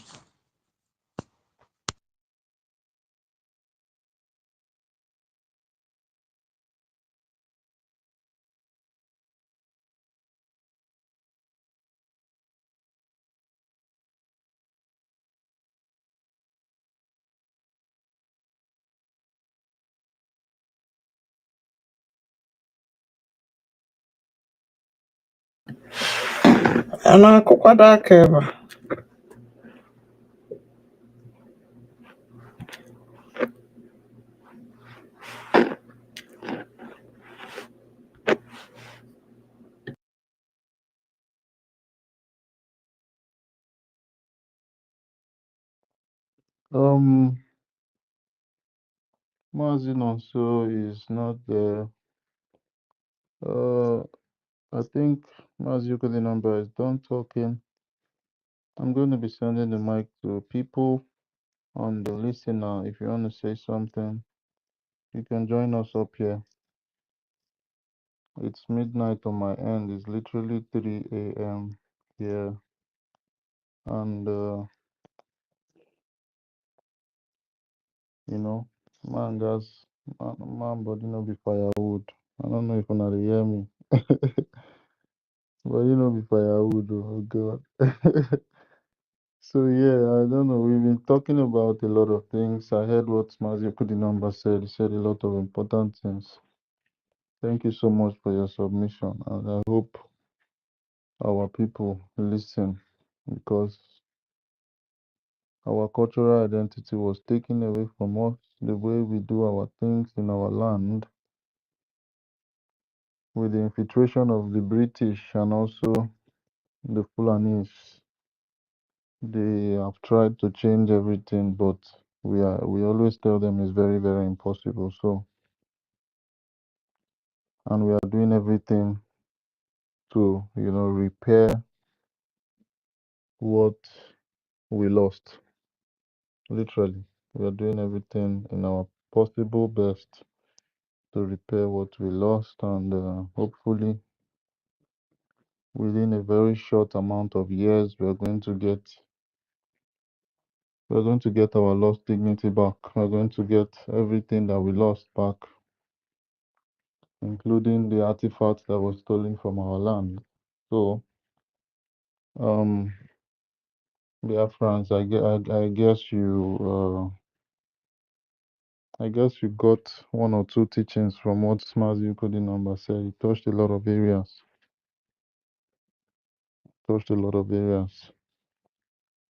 I just want to encourage us to fund our Biafra Liberation Army, fund our Biafra Liberation itself. There are a lot of things that we need to use money to do. So that funding is one of the most necessary things. Until we are liberated, we are going to continue supporting our government. It's one of the tasks that we need to do. You understand? I wish our Ohamadike was here to just give us a little bit of a little bit of words of advice. because I think many people listen to him the most. So, you know, the way he speaks like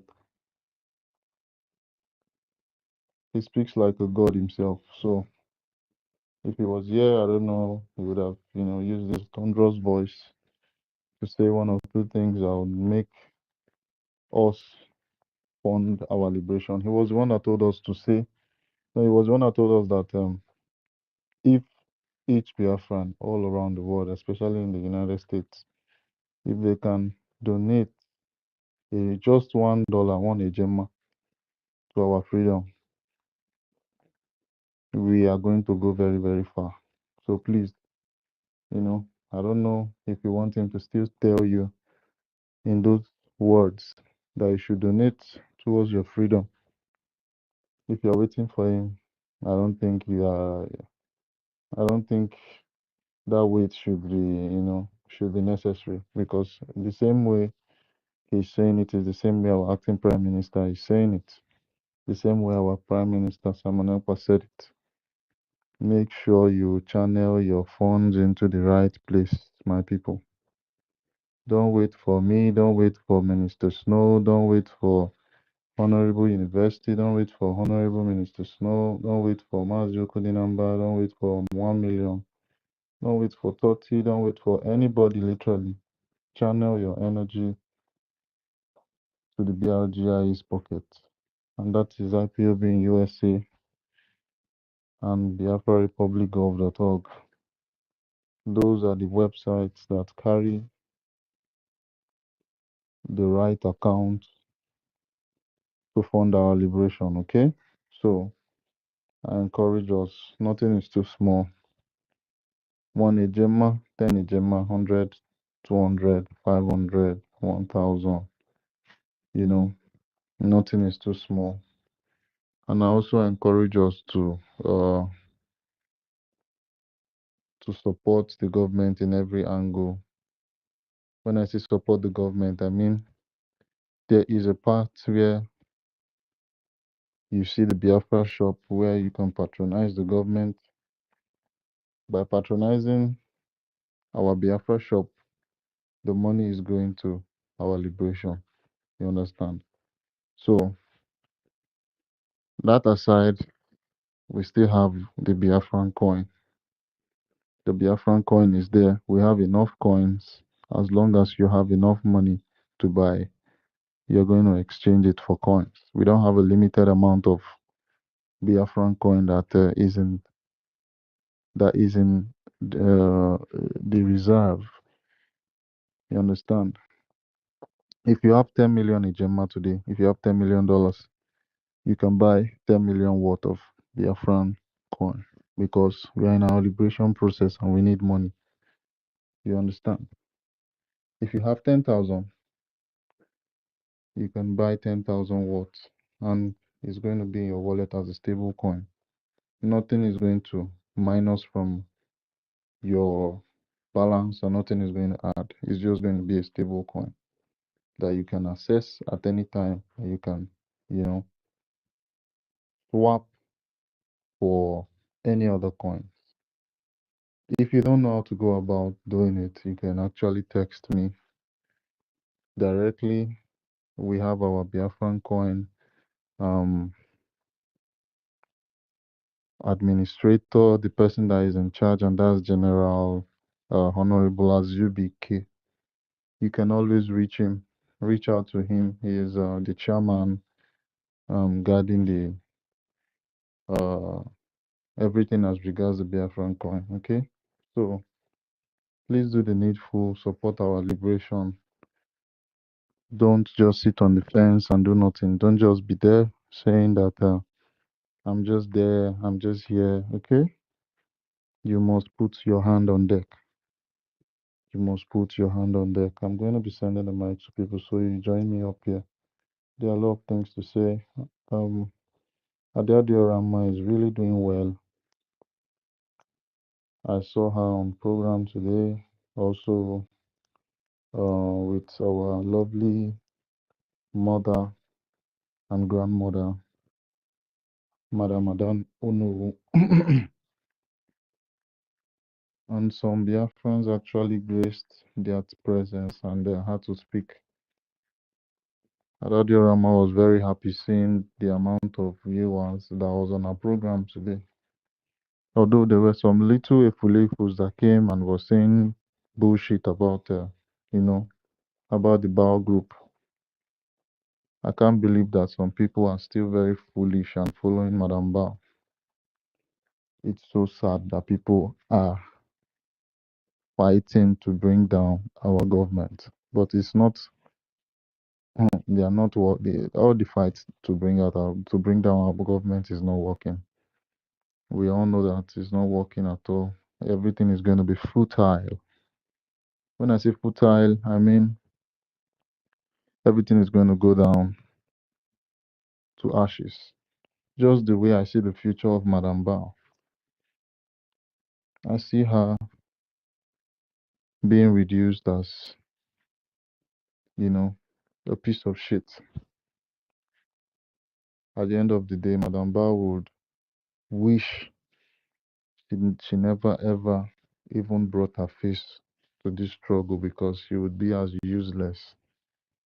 She would be as useless as the waste product that come out of a man. Even the waste product that come out of a human being is not useless because when you put it on the soil, it makes the soil rich. She's going to be too useless. Okay? So, I encourage everybody. You guys have been doing a very tremendous job. I see all of our online police, our Biafran police online, doing the needful. And I hope that your strength don't go down at all. You keep up the good work, and Chukokike is going to continue to bless you. You see. I don't know. My man also, are you there? Can we listen to Mazin kind of broadcast? Is that possible? Yeah, it's possible. It's possible. I would love it. Buy data. Borrow money from people this night to buy data because we are going to preach as we have been mandated by heaven to do. Is it coming out? There's nothing anybody can do to stop us. Is it coming out? All platforms are go. Yeah, it is. Okay.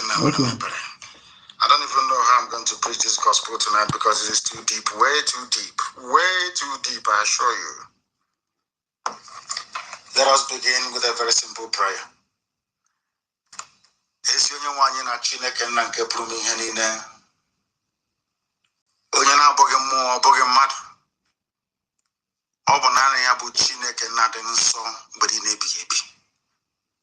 Jehovah,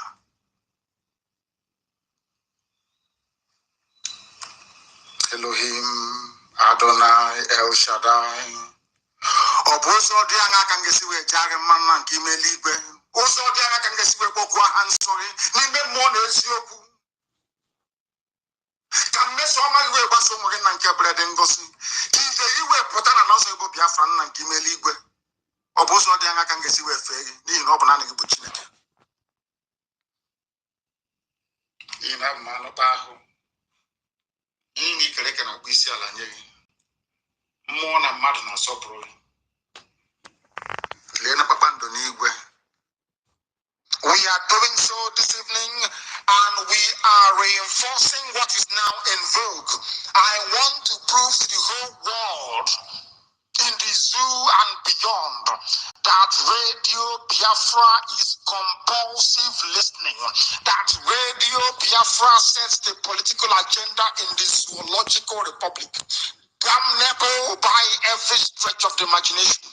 I was wondering, or should I say pondering yesterday, the mind and the heart, the thinking faculty, the reasonability of the brain of a black monkey from Africa.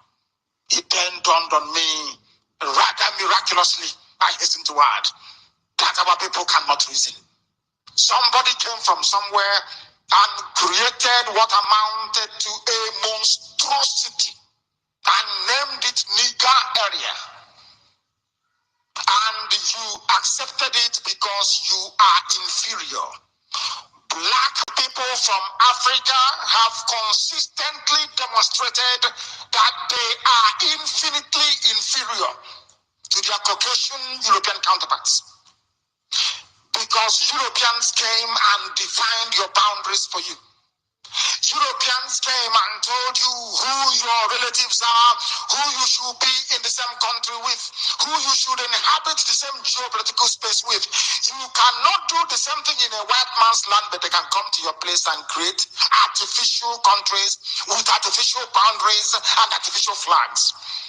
My question was therefore very simple. Are you telling me that your grandfathers, or some of you, your great-grandfather, even for some of us, our fathers who are older than the zoo called Nigeria, that they never had a country? They never existed until the white man came. Because if you accept the notion of one Nigeria, it means that you have abandoned your history, you have jettisoned who you are. My question will always remain, what was your name before the name Nigeria came into existence? What Very was simple. the name? What was your Before name? the zoological republic came into existence. That is who you are. The sooner you go back to it, the better for everybody. The sooner you return to your original position, the better it is for your psyche, for your prestige, and for common sense you inhabit, or you should inculcate within your skull and your brain. These are the things we teach here, and we must continue to teach it. This is Radio Biafra, live and direct, and Chukukika Abdiama is of course presiding. I will bring our news headlines to you. And it is quite shocking what is happening in this zoo. A man is in court because Buhari said he wanted change, and change you're getting. It means that when they look at Buhari, people are listening to us thinking it is legal for a man to go and rape an 11-year-old little girl. Somebody has done it because they listen to Radio Biafra, they think it is the right thing that Buhari did. So they can go and do the same thing, but it is not. It's a crime against humanity, punishable by death, if you ask me. I'm telling you the truth. Punishable by death. This was exactly the same thing that was recorded today as a very old man, a great-great-grandfather, is in court over alleged rape of an 11-year-old girl. Do you know what his defense is?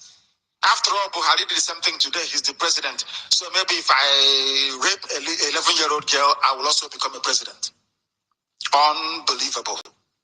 Unbelievable. The name of them, of course, it's only Yoruba that can do this, and Hausa Fulani, Islam. Adebo Wale Dawuda, Islamic, of course. Rapists, they are. They file an 11-year-old girl and is in court. His defense is that if Buhari can do it, why should I not be allowed to do the same thing? People are indeed insane. Indeed insane. Reported by Punch newspaper, not made up. Let me tell you. We must continue. Economic growth not translating to improved well-being according to the pedophile terrorist, the Dulad of Daura, that only black people who are retarded mentally can see anything good in him. I understand that the very weak, cowardly Yoruba man called Wole Soyinka is now singing the praises of Buhari. I want to prove to you that Wole Soyinka has always been inconsistent. Inconsistency. He's never reliable. Of course, it's Yoruba. What do you expect? As soon as Buhari came in, he's now saying Buhari is a repented man, is a changed man. What has this repented man said or done? He is telling us that economic growth not translating to improve well-being. If you are reading this garbage from outside this zoological republic, you would think that the zoo that the British created called Nigeria, inhabited by monkeys and baboons, that somehow they have an economy. No, they don't. They have what is called a rentier economy. There is a difference between an economy and rentier economy. Rentier economy is where you say it's like a banana republic, but only this time around with crude oil. you sell only one produce. And from there, you get all, you purchase everything else you're looking for, including toothpick from abroad, which is also imported. Economic growth, they are saying. My question to Buhari is that you are sounding like NGOZI Konjiwala. Which economic growth, which sector is growing? Oh, I'm sorry, maybe the fraud sector or the election tribunal sector. As I said this evening, you will now see that Radio Biafra is where they all get their news from. We tell them what to do and they do it. This evening, I will prove it to you as we go along. Buhari is talking about economic growth, not translating to improved well-being. What this liar is saying, an Islamic liar for that matter, is that somehow you can convince idiots that the zoo called Nigeria has an economy that is growing. My question is, can you please give us an economic breakdown of your just give a GDP? Tell us which sector is growing. Nobody's buying the greatest earner you have is crude oil. Nobody is buying crude oil. You are no longer allowed to export foodstuffs to Europe. For people in the diaspora that may want to buy a goosey or yam, Ghana has overtaken you on that. You don't export palm oil. Malaysia is on top. So what do you, I forgot, fraud and stealing, corruption and looting. Maybe that was what he meant.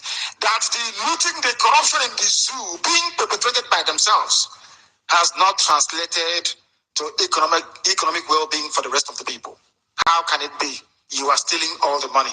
How can it therefore transform into economic well-being? It is not possible. Never, ever possible, I tell you. Economic growth not translating to improved well-being, according to the Dulad of Dawa, according to the Dulad himself. We must continue. Liars and cheats, as if Nigeria has an economy. There is no economy in the zoo. They make nothing. They steal and they export all the money to foreign bank accounts. That is how useless they are. This man is talking about economy as if he understands economy. Can you tell me maybe Dangote importing rice, salt, and sugar alone represents an economy? Or maybe slapping on VAT on alcohol constitutes an economy. Who knows? There is no economy in the zoo. It is collapsing whatever there is left. The only thing that sustains the zoo is those who are in the diaspora sending money via MoneyGram, Western Union, RIA, and all the rest of the money transfer agencies that you have all over the world. That dollar you are sending back is what is sustaining the zoo. That is all. Nothing more, nothing less. Economy, my foot. Where's the economy? Economic growth. Where is, people are lying. Where is the growth? In which sector? That is how you break it down. They think we are not learned. Any idiot can rise up and utter whatever rubbish. I have warned all these Yoruba, Lagos Ibadan Expressway newspapers. If you write rubbish, we shred it here. Before you make any pronouncements on politics or economy, you must verify your facts very well, because we'll shred you. Buhari, which economy is growing? I'm asking you before the whole world to tell mankind which economy. That is how you people become liars. That is why when you present a very valid point to an animal in the zoo, they never debate that very point. Today I wrote, and quite rightly so, that I've been thinking and wondering why black people in Africa accepted the boundaries drawn up for them by white people. Why should white people come to Africa and decide who forms a country or who should be in the country and who shouldn't be? Why must you allow people that have nothing in common with you to determine your fate and your future? It just occurred to me because people cannot reason. And I hate it. That is why I call them baboons and monkeys. Black Africans are backwards intellectually. And unless they listen to Radio Biafra and begin to repent, unless they come here and confess their ignorance and stupidity, behold, they have no future, I tell you. The black race is dead, as useless as ever. I want you as a black African to go to Europe and try to change their boundaries. You see what they will do to you? You want war here. But But you allow the white man to come and define your geopolitical space because you're daft. When our people read it, they couldn't debate the points being made. Hey, your mama, your papa, is you. You are traveling with Nigerian party. No, look at the monkeys in Africa that you want me to be in some country with. That is why they don't know the meaning of the word legislation. They don't know what lawmaking is all about through democratic process. But here we educate them. Here we teach them. South Africa is now making a mockery of the zoo called Nigeria. Do you know why? I told you that by the time we are finished with Nigeria, oh dear me, did I not tell you before a few weeks ago that they will be worth nothing before the world? People will look at them with derision.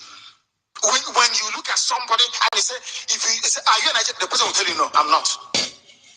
They will have no face to come out in the public and say, I am a Nigerian. And it's beginning to happen. That is what you have done, IPOB, Radio Biafra. You've done something that was impossible for anybody. Nobody can. You can't do it. Nobody can. This particular thing we are doing unless heaven. You cannot.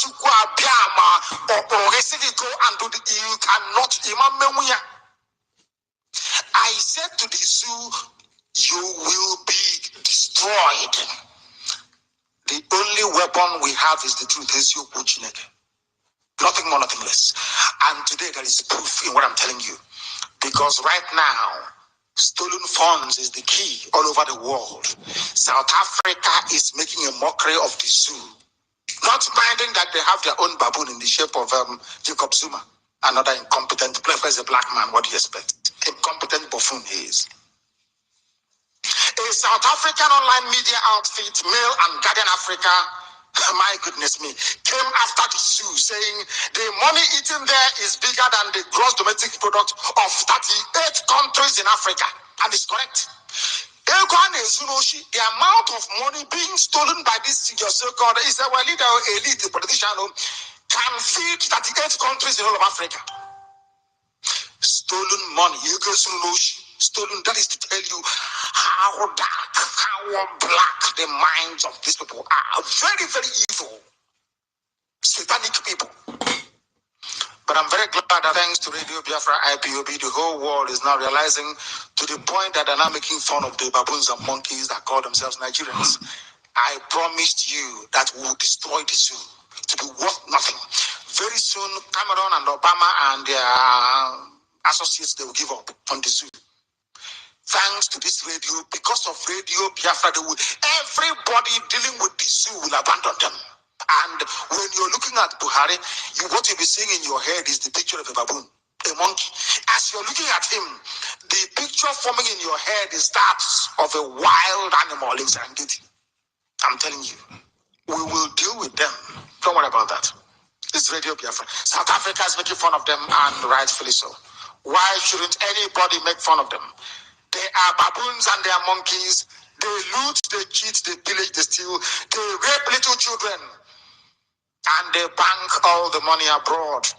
Who is that person? A Nigerian politician. That's how you know them. Rogues in Yoshi. After stealing, they send policemen to go and hunt people speaking the truth. That is what I find despicable about black people. And that is even why I resent these idiots in police uniform more than anything else. They are fools. The person sending you to go and look for IPOB meeting, arrest them, shoot them, the idiots are abroad. That very fool has stolen your money, your future. Your sister or your brother who is the teacher cannot get paid. But when the same person responsible for poverty in your family sends you to go somewhere, you run somewhere looking for who to shoot. Are you not an idiot? In an police, in an army, you have no brain. The person sending you to go and look for IPOB, look for those doing Biafra, see if you can poison them. If you cannot poison them, you shoot them. He has not even paid your sister who is the teacher, or your brother who is the doctor, or a nurse. They have not been paid. The road on your street is not built. But the money to build the road on your street is in Swiss bank account somewhere, in the name of Muhammadu Buhari. But I don't blame you. Do you know why I don't blame you as a black man or black woman in police or army? It's because you are an animal. You cannot reason. Because believe you me, if you have the brain to reason, if Buhari sends you to go and shoot anybody, oh, look for Nnamdi, he's giving me problem. You turn around and you shoot him first. The man is your problem. Anybody sending you to go and kill somebody else, that person is your problem. Turn around and shoot that person dead. That's your guy. They are the problem. They come to you with this nonsense. Oh, this Nigeria integrity. It is the duty of the army to maintain integrity. It's rubbish. I say nonsensical nonsense, garbage. If it is, then Soviet Union should have been won.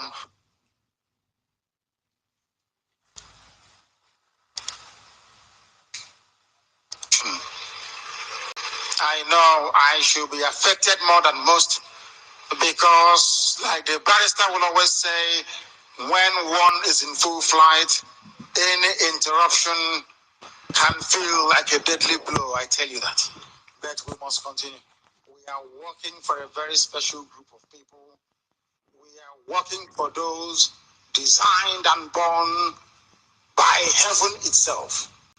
The most high Chukwuka Biama created Biafrans. I mean, the genuine was a one day Awasa. Not those fathered by Awasa Fulani men. We must continue. And as we continue, we ask you to pay particular attention to our gospel this very evening. Because it's carrying with it fire and brimstone, I tell you. To destroy every iniquitous human being, every plan of the enemy, to try to circumvent or subvert the will of the Most High. We crush it into the dust. We do so with the truth. The whole truth and nothing but the truth. This Radio Biafra welcome you back. African leaders must address problems that prompt emigration, says Cardinal Turkson. Something else he learned from Radio Biafra. This news this evening, a sizable number of them has been prepared to let you understand how formidable we are. That we preach something on this platform, the whole world listens to it. He's a cardinal. He doesn't mind that we once in a while come head to head with those being bamboozled by Europeans, European religion. I got head to head with them sometimes. He still has spoken what he learned from Radio Biafra. I want to prove to you that this is the finest university on earth. With proof, facts, and figures. What do you think it means?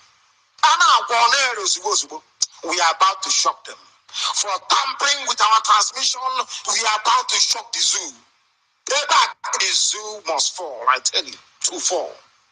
African leaders are hopeless. Their children are dying on the way to North Africa through the desert, Sahara Desert, and they die in the Mediterranean. When they get to Europe, they are treated like dogs. They are lower than cockroaches. And then after that, they begin to wash toilets and do security guard. People are standing up and saying, I am black and proud. What makes you proud? Your children are drowning, trying to scramble into countries of people that claim they are superior to you. Instead of you to try and do something to counter that. Can't you learn from Japan? Learn from them. They don't beg anybody for anything. But useless African people. Half of us is in Saudi Arabia, half of us is in Rome. The other quarter is in Canterbury. The cousin is in America, named the Pentecostal Church. We are hopeless and useless. There is no originality to Africa, no original thing about it. If you try to go, you're fetish, they're very fetish. They are calling Chukwu Abiyama. Which deity is that? Only Shoji do believe it. They don't know the meaning of Chukwu Abiyama. That is the name that even the angels in heaven call the supreme creator. They don't know. Why? Because you don't call it that thing that a white man is calling it, which is God. Do you see how useless black people are? Hey, Chineke on this UG. This UG, my goodness me, black and useless. African leaders must address problems that prompt immigration. Can they do it? The solution lies in Biafra. As I said, without Biafra, Africa is not heading anywhere. Without Biafra, without Biafra, they cannot make any headway. Without Biafra, every black man is a slave. Every black woman is a slave. Only Biafra can save you, including Alamajiri Nachinama. Including Alamajiri Nachinama. Only Biafra can save you, or else you are finished. Completely and utterly finished. Everywhere around the world is silent right now. Do you know why? Radio Biafra is live and direct. I'm telling you, if we were silent, heeding this very gospel, a gospel from heaven itself. Security operatives to monitor bank accounts of election tribunal judges. I said this evening I'm bringing you news to confirm that Radio Biafra is the most sought after radio station in the world, because we speak the truth. This type of news headline has never come out ever in this world, in this life.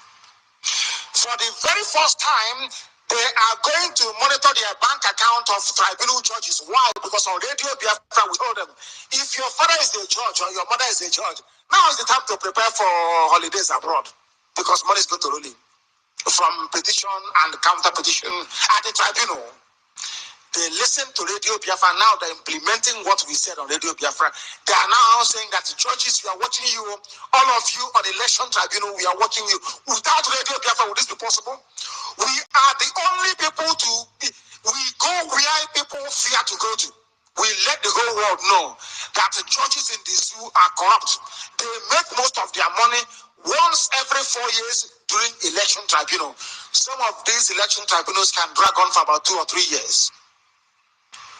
That is how they make their money. And most of them went to Islamic legal studies school somewhere in Kano. Today they are tribunal judges. They are making money. Because, of course, and you know, white people, they listen to us. They are now asking them, all those things they're saying on Radio Biafra, is it correct? Oh no, leave them, they are rebels, they are renegade, they are rascals. And the people will be telling them, but this is what they said, is it not true? Do you know the white man called them and told them to go and look at the churches going to do tribunal? And now they're coming out with a new law. Security operatives to monitor bank account of election tribunal judges. Monitoring somebody's account, is it not illegal? It's not a breach of their privacy? But you're in a zoo. Did they sign any waiver, any confidentiality waiver before they became judges? The answer is no. But because you're baboons and monkeys. There was some idiot from somewhere near Kotangora will be poking into your bank account. But of course, they won't succeed. All you need to do is to give them some money. And they will dare to go and start building a house. Foundation somewhere. People must understand how backwards Africa is. Security operatives to monitor bank accounts of election tribunal judges. Why? Because Radio Biafra made it clear to the whole world. Without Radio Biafra, would this have happened? The answer is no. So stop pretending you baboons and monkeys in the zoo. You listen to Radio Biafra, you go and do exactly what we're saying. And then you come back and say, oh, why don't you want to ban them? But right now you're listening. Some of you under the bed. Some of you hiding behind your wife's wrapper to listen to Radio Biafra. But we are here. We never ever go away. We are live and direct. Defense headquarters condemns suicide attack in the Northeast. Is it not quite ironic that since the Dulad came in, the killing done by Boko Haram has increased, but nobody wants to talk about it? After looking, I want to ask Wole Soyinka, he talks so much rubbish. Wole Soyinka, that man, if you listen, some of you are taken aback by his white beard and Nobel Prize. You think, he's Nobel. That man talks nonsense. He hardly makes any sense. Go and listen to, if you like, sit down, listen to all Soyinka's interview. He makes no sense. If you have common sense inside you, you will know. Defense headquarters today are condemning suicide attacks in Awasa Fulani land, in Kanuri to be precise. And somebody like Soyinka will get up and say that Buhari is doing very well. When quite clearly on the issue of security, the main reason why America rigged Buhari into office, Buhari has failed completely and totally. completely, and they said once he gets in there, Boko Haram will stop. But the attack has increased, hasn't it? Can't you see it all around you? How can you see it that this man is a failure on the security front? You still come out and say that he's doing very well.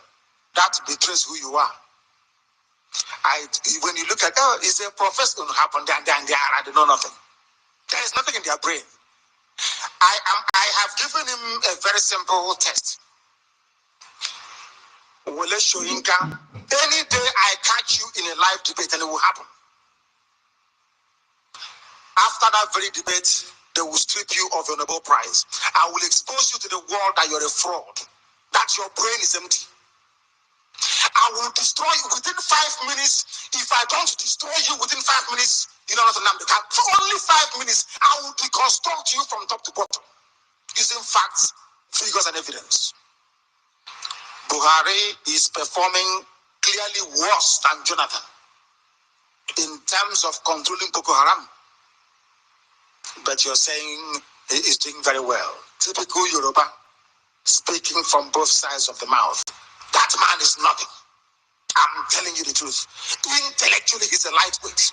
He is nobody. If you sit him in front of me, within 5 minutes, you won't know him anymore. He run away from there. I promise you. It is out of his so-called professorship that I give him 5 minutes. If not, it's only 2 minutes. He will just wither away and die. There is nobody. Go back to all his interviews and see if it makes any sense. The answer is zero. He doesn't. But to you think he is. If you're in a laugh funny, oh, I feel sorry for you people. Boko Haram now have a new leader, and that new leader is open for dialogue, according to Idris Deby. Very, very deceitful man, Chad president. Now, I have been warning you before. You never believe me. As I said this evening, I don't know, maybe prepared all this news to convey a particular message. I don't know, but I'm getting it anyway. This is how our Fulani people operate. I told you before that they were creating radio stations, naming it Biafra, to confuse all of you. At a point, they said, oh, Radio Biafra have been jammed and closed. They have now opened a new one to channel all of you to the one that they created.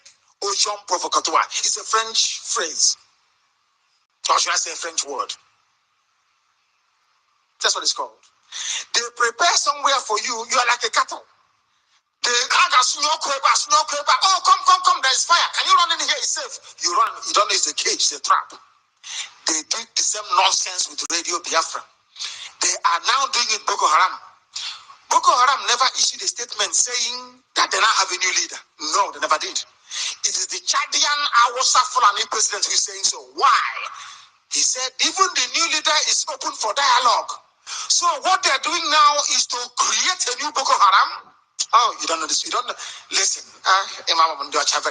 they learned these things from Europeans. That's the way they operate. Ocean provocateur. They will make you believe that they will create the exact replica of that very thing. To catch that thing, they create the replica of it. They thought that by creating all these mushroom radio stations answering to Biafra, they can weaken Radio Biafra. I'm sure how many of you have, sometimes you watch a film or you read a particular story, but you don't take it you don't know what it means. Have you read the book called Born Identity, B-O-U-R-N? It was a series. What's this name of this Hollywood actor again that did? Born Identity, Born, what? The Born series. It was completed with James Bond, of course, but it's not. Jason Bourne is the name. What's his name again? It's not Ben Affleck. What's this chap's name? Once again, I've forgotten his name. It's Matt Damon. I remember now. Matt Damon was the lead character in the Born series, B-O-U-R-N-E. I read the book myself. I've forgotten who is the author again. I've forgotten the author of the book. I read the book before I actually watched the movie. I read it when I was about to go into SBS, OGOJA, after I left secondary school. That's when I read it. I can never forget. Born Identity. They were trying to catch a very notorious Islamic assassin. But basically Carlos the Jackal, if you know Carlos de Venezuela. I think he's in the prison now somewhere in France. He was the one that led the terrorists to storm OPEC. Was it OPEC meeting in 1974? I can't remember anymore. His name is Carlos the Jackal. So the Western intelligence agent, I'm sorry to digress, but please allow me. I'm heading somewhere. The Western intelligence agencies wanted to catch Carlos the Jackal. So what they did was to create the Born identity, to create the exact replica, both in terms of assassinations and everything, of Carlos the Jackal, in the hope that Carlos the Jackal will now say, who is this man replicating me? And then once he comes out, they'll take him down. Go and read the book, the original book. Forget the film is a bit funky. Go and read Born Identity. Bourne, Born Identity. Very big. I'm advertising books, don't I? Because I love to read, you see. That's what they do. They create your replica. And then over time, they begin to confuse people. So that anybody coming in, oh, okay, but they're also a radio station or they're also answering Biafra. So why don't we go there then? Do you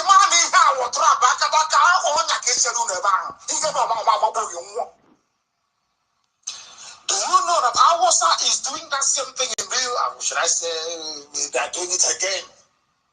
They have tried to defeat Boko Haram. They cannot. Bear with me this evening, please. Now what they have done is to go and create another Shekau. And then to say to the world, this new Shekau we are creating now is ready to negotiate. So that when other Boko Haram members hear the wolves in the field, the lone wolves in the field, they'll say, okay, we are now about to negotiate. Let me put my tools down. Very simple, isn't it? That was when they were creating their fake radio stations. BVI, MVZI, Biafra 92, Biafra 24, Biafra radio, just to, I don't think you are. They will create your replica. So when you're looking at it, you say, okay, but it's me, I'm not too sure anymore. That's what they do. That was why they created fake radio Biafras everywhere, answering Biafra, but they are fake. The same thing they have done today with Boko Haram. If Boko Haram is going to change the leadership, it's not for Boko Haram to announce it, to say, now, this is our new leader. No, but their new leader is being announced by the Chadian president for Boko Haram. And he said, they are open for dialogue. Didn't I tell you, Ndushi? Anything I tell you is true. You may not believe it when I say it, but eventually I am very, very confident that Chukwu Abiyama's blessing is with us so much that anything we open our mouth to offer comes to pass.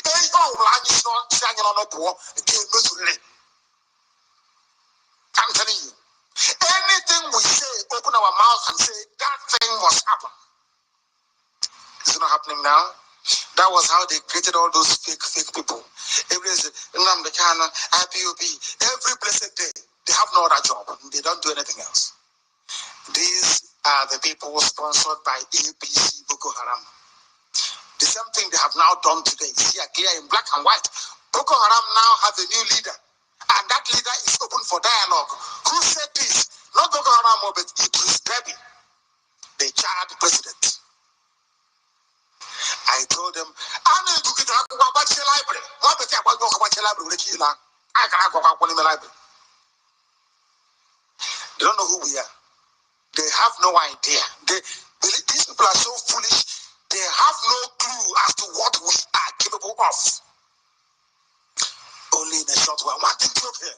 Or in the Google. We will shock them. We will shock them.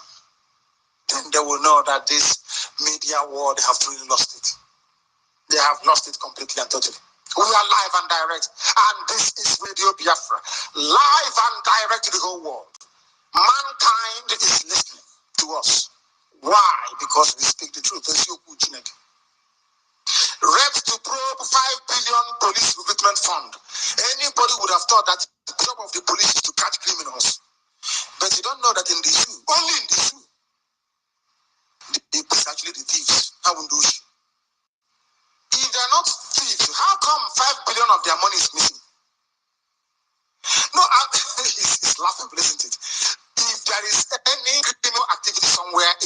civilized part of the world, you will expect the people to go there to investigate. But when it comes to the zoo, it is not the police that goes to investigate. They say EFCC or RCC or FRSC, not police. How many times have you read in the paper that the police are now investigating? The answer is zero. Once it has to do with money, police doesn't. They don't allow the zoo police to come close because the police people are thieves. Where they'll be investigating, they're stealing their own and filling their own pockets. People don't know how backwards and criminally corrupt the zoo called Nigeria is. Police money is missing, stolen by police. How much? 5 billion naira. Imagine how many school fees that can pay. Imagine how many salaries and for how many months that can pay. Some states are going to borrow 9.7 billion to pay salaries for 4 months. One single person with his friends stole 5 billion in one go. Oh dear. The zoo at its finest. That is, it's a place prepared for stealing. This bullshit. It is a place, well, I don't know how the British conceived this. I must give some credit to Lugard, you know. I don't know how he managed to do it. I don't know how Lugard managed to create a perfect country for criminals. The only place that is the criminality that has been perfected beyond understanding of man. The zoological republic, the zoo itself. My goodness me. My goodness me. This is Radio Biafra, live and direct. Somebody is saying that Buhari, we don't need Igbos. And somebody is writing and saying Igbos don't mind. After all, I mean Igbo-speaking people of Biafra. Igbo is the dominant language in Biafra land, not Biafra itself. After all, the word Biafra came from an Asian man, not an Igbo man. So, you know, I pray, you know, I want all these people that do this hit, they come to say something, they just run away. I want to sit them down. Oh, Biafra is Igbo. I want to ask the idiot writing in Lagos, who brought the name Biafra? Was it an Igbo man? The answer is no, it was a man from Ijo man. Oh dear. Oh dear me. We need to do something about this issue because Igbos have been marginalized because of we don't want anything to do with the zoo. The word of Biafra is not an Igbo word. The reminder of who we are came from an Ijo man. An Ijo man reminded the world as to who we are and what our name is. Don't you understand it? Don't you get it? I don't think you do. They said Buhari don't need them. They too don't need Buhari. I mean Igbo people. Because me, I speak Igbo language and I am a Biafran. I come from a place called Afara. You put BI in front of it, come and join. Very, very simple, isn't it? Come and join. Exposing another pedophile terrorist Buhari administration falsehood. They want them to write below is an official press statement explaining how the loan Buhari claimed was diverted was to be expended. They live on loan. They produce nothing. They don't make. People say, oh, Innocent is a car manufacturer. No, he's not. He's a car assembly plant. He doesn't matter. Oh dear. I know some of you will be crying now, won't you? But here we speak the truth, you see. It can be painful. We will preach it. The hard open engine motor Innocent is not fabricated in Africa. They import components from China. He assembles them together. That's what he does. I give him credit for that. And it's like a kit car, you know. Kit car means K-I-T, kit, you know, kit car. They send you the cars in small boxes, they're Lego, you put it together. And if it's working, then you're a car manufacturer. And rightfully so. I don't want to take away any of the glory from him. He's doing very, very well. Very, very well. They tell you one thing and they do another. They are going for loans. The reason why I mention Innocent is because with a little bit of loan, like this money, 1.1 billion. If you give Innocent now 1.1 billion, he will be able to manufacture everything that his car needs to be operational or to be functional on the road. He will employ people to mold the tire using rubber. He will get people also employ them to bend the steel to the shape of the door of the car or the bonnet. He will make sure that they fabricate the glass for the windshield at the front and also the rear one, including side mirrors, including every other plastic. Do you know that the indicator, trafficator in your car is made of plastic? Do you know that any plastic company can make it? But, oh, black people from Africa. But people travel to China to import that plastic. You know your backlight, they don't hit my car. Your backlight is shattered. That thing, when you pick it up, is ordinary plastic. Which means common sense says that any plastic company can make it. But no, you need to travel to China to go and get it. And the economy is booming, and they are busy collecting loans, which they can only divert back to their private accounts abroad. Very sad indeed. Very, very sad indeed. We continue. I told them they are dead. The zoo is finished. The zoo is finished. I want them. Radio Biafra is the downfall of the Zoological Republic of Nigeria. Now, as soon as Radio Biafra came up, I knew that Nigeria was gone. It's finished. It's gone. 4 people are dead as helicopter crashes into Lagos Lagoon. When I heard this news, I thought they were carrying Igbo chiefs going to see the Oba Akiolu. And then Oba directed them to land inside the lagoon, and they died there. But that wasn't the case.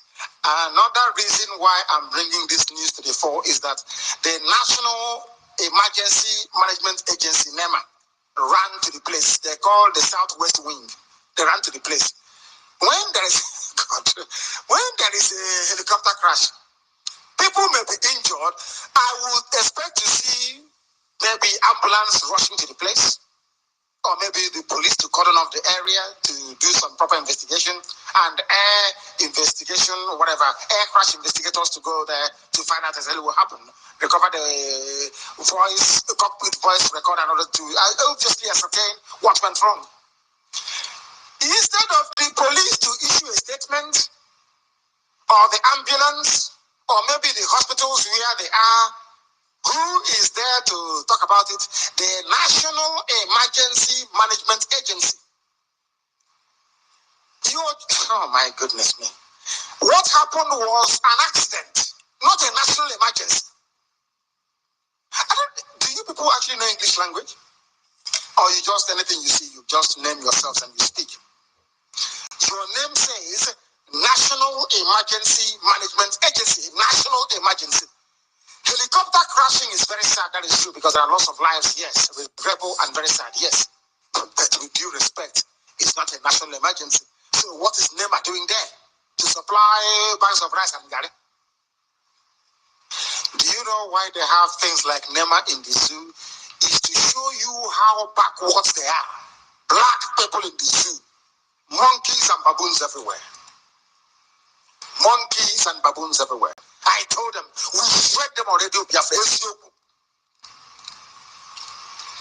Buhari's appointments, PDP is mocking us, according to APC, because I told you tonight my news found only news that goes to corroborate what we preach on Radio Biafra. After we lambasted Buhari yesterday, or should I say 2 days ago, now they are saying, Buhari, please appoint a cabinet.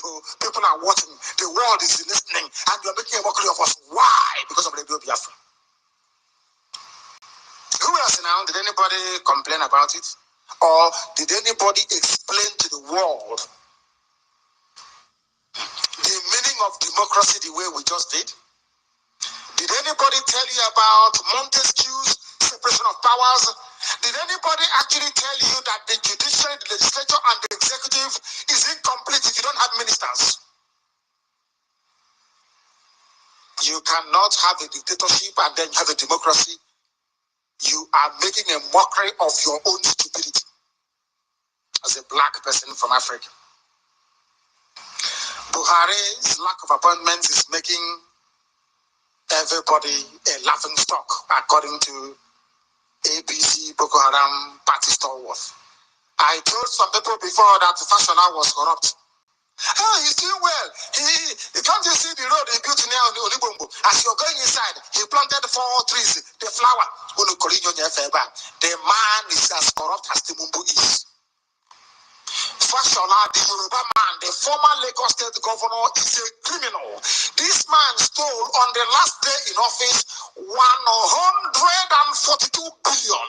He took as loan, hoping to run for presidency at some date in the future. Yoruba, those.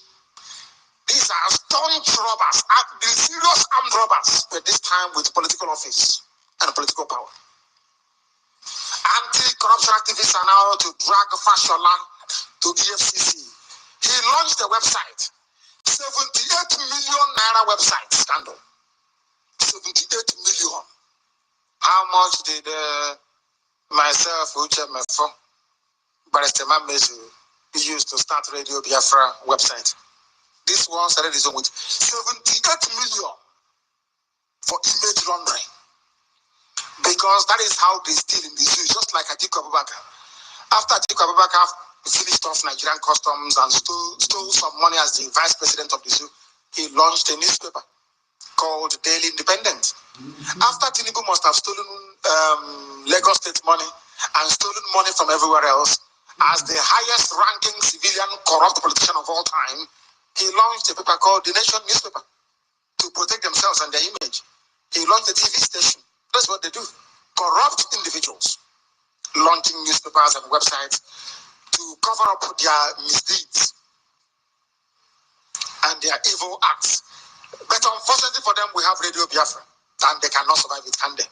No, never. We can't let them go. And we are continuing with our news headlines this evening. There's another man here spoken. Confusion trails ATM withdrawal limits. Are you sure that the CBN governor went to school? Because I am seriously having, when it will break one day, you'll be shocked. I believe that the current CBN governor must have forged his certificate because that man has no brain in his skull. That man is not behaving like a Federal Reserve banker. He is not reasoning like an economist. He obviously does not, in his conduct, portray any knowledge of central banking of any sort. Every day is in disarray. How can you be putting even the ATM withdrawal limit of 150? I thought was designed to stop kidnappers from marching people to the ATM and asking them to empty their accounts. Now they say they want to reduce it to 60,000 in a day, when a return flight to Abuja from OGOJA is more than 60,000. So you mean if I want to fly from OGOJA to the heart of the zoo, then I take out 60,000, then that's it. I pay and then I will starve. You see how foolish they are? And he's a central banker. That man should be removed. He's so useless. I don't care where he comes from. You know, here we don't feel sorry for people who are so idiotic. Don't care where he comes from. Central bank governor is a complete non-entity. Idiot. His animal, of course, is for the zoo. Anything he likes, he can do. But it's just that he's affecting Biafrans as well, adversely, as in the world. Final burial rites of the Oni of Ife, Oba Sijuade, reportedly stalled as Abubaku flees. It doesn't surprise me. Yoruba running away from something, it doesn't come as a surprise. They are cowards anyway. Cowardly people. When you hit them, when you try reminding a Yoruba person, how about Lauren? How about Kwara State? Did you enjoy how I was sadful and they took it from you? And now instead of an Oba of a Lauren, you have an Emir of a Lauren. They will run away from the debate. They will say, you come and get your Biafra now, let us see. We are going to serve you again. But that wasn't the point. The point was, and I repeat, are you enjoying how Awusa Fulani took Kwara from you and converted it to Islam? You feel, when I debate Europe, I floor them. I bury them completely. Some of you feel sorry for them, maybe because you were born in Lagos, born near a dustbin. There is a picture circulating of the Sian in Madweke in a hospital, critically ill in London. But you want us, when I sent people to see your husband, he said he's a Nigerian, that you are doing very well. I told the people that I sent to go and see Alice Madreke that the wife will come back from Nigeria in disgrace. And they said that to him, very politely, of course. Today, the wife is lying down in the London hospital in disgrace. So is it not the same Nigeria you claim you love? Why is the CIA not in a hospital in Abuja or in Iguacha? Why London? It is that type of hypocrisy I cannot stand. All of you are claiming, oh, I'm a minister, we love Nigeria, this is our nation, Nigeria. Why do all of you have to go outside for your medical treatment? You love Nigeria, but not the hospitals? Oh, dear me. Look at her releasing her pictures on a sick bed in London in order to avoid public ridicule. But I told your husband, I told him, Biafra is the only solution. All of you, you will come back with shame. Look at Jonathan today. Jonathan is the object of ridicule all over the world. Even ordinary white, they tell me that that man is beyond useless. Jonathan, beyond useless. Only the idiots he gave pipeline contracts to can speak good of him. And then we come to that man, that Yoruba man called Wole Soyinka, that speaks from both sides of the mouth. They call him Nobel laureate. I tell you that Radio Biafra is causing havoc in the zoo. We are causing commotion, big war, and the greater one is even coming. The roadblock, what they're witnessing now is go slow. The roadblock is coming. Also, tell them how formidable we are. I'm telling you, pirates confraternity isn't a cult. Remember on Radio Biafra, we accused Wole Soyinka of forming the sea dogs. He called them the pirates. He said it is not a confraternity. No, it is a confraternity, but not a cult. And he did not write it the proper words, pirates with P-I. I want to point out how they deceive all of you in the zoo. Some of you sometimes I don't even know why you bother going to church on a Sunday. Like Sunday, come to Radio Biafra, will educate you and point you to Chukwu Abiyama, your creator, your maker, with no image in front of you. I'm sure now that pastors are jumping up and down saying, oh, don't say that, please, because actually, isn't it? You know what you're preaching is a bunch of just lies and deceit. But you have to anyway, because you have to feed, and you love to have a flock, a congregation. Every Sunday you deceive them. The same thing they are doing with the zoo newspapers. Instead of writing the proper pirates, P-I-R-A-T-E-S, pirates, they wrote P-Y-R-A-T-E-S. That's Yoruba News Management for you. They call it pirates. Confraternity isn't a cult, says Soyinka. Pirates confraternity at UNN in those days, they wear black and white. And I was even in Okija. Oh dear me, this age. Soyinka forgot one thing, that something may work in America doesn't mean it will work in Africa. Because in Africa they are black. They turn everything upside down. In America, they use the power of incumbency to build bridges, to build roads, to formulate and articulate good policies towards education, towards industry, towards commerce, towards people's lifestyle and well-being. In Africa, an African politician sees his office as an opportunity to steal, to loot, and to pillage. The fact Americans are doing something and it's working, you copy it and you bring it to Africa, you are inviting trouble. In Africa, we are backwards mentally and intellectually. We will not understand it. That is why pirates is a cult. Who brought it in? Where Soyinka? But when I told you that Soyinka brought in pirates, you didn't believe me, did you? You think I will sit here and lie? The seat I am sitting upon, Chukwu Abiyama made it possible, not mine. So I cannot lie. What? My goodness.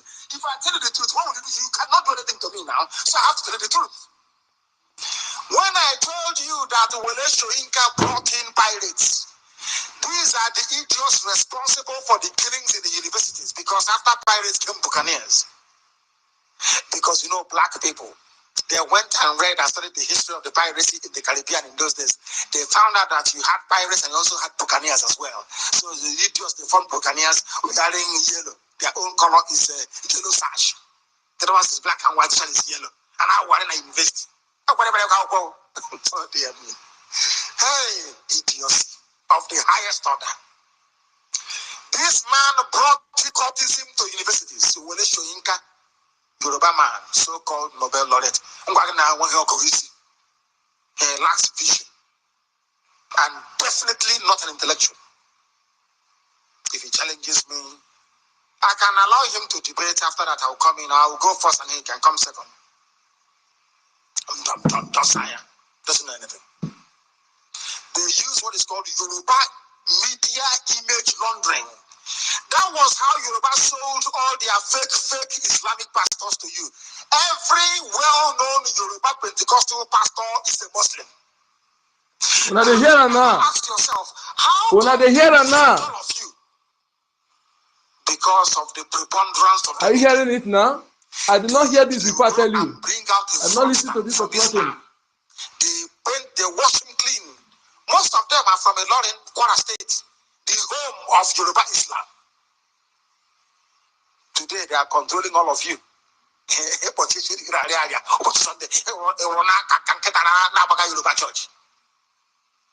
Oh dear me.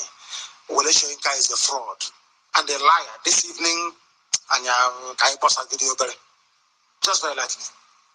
That concludes our news headlines. Allow me to bring you our news in greater detail. We have not lost much time due to intermittency, so we are sticking to time. Don't worry about that.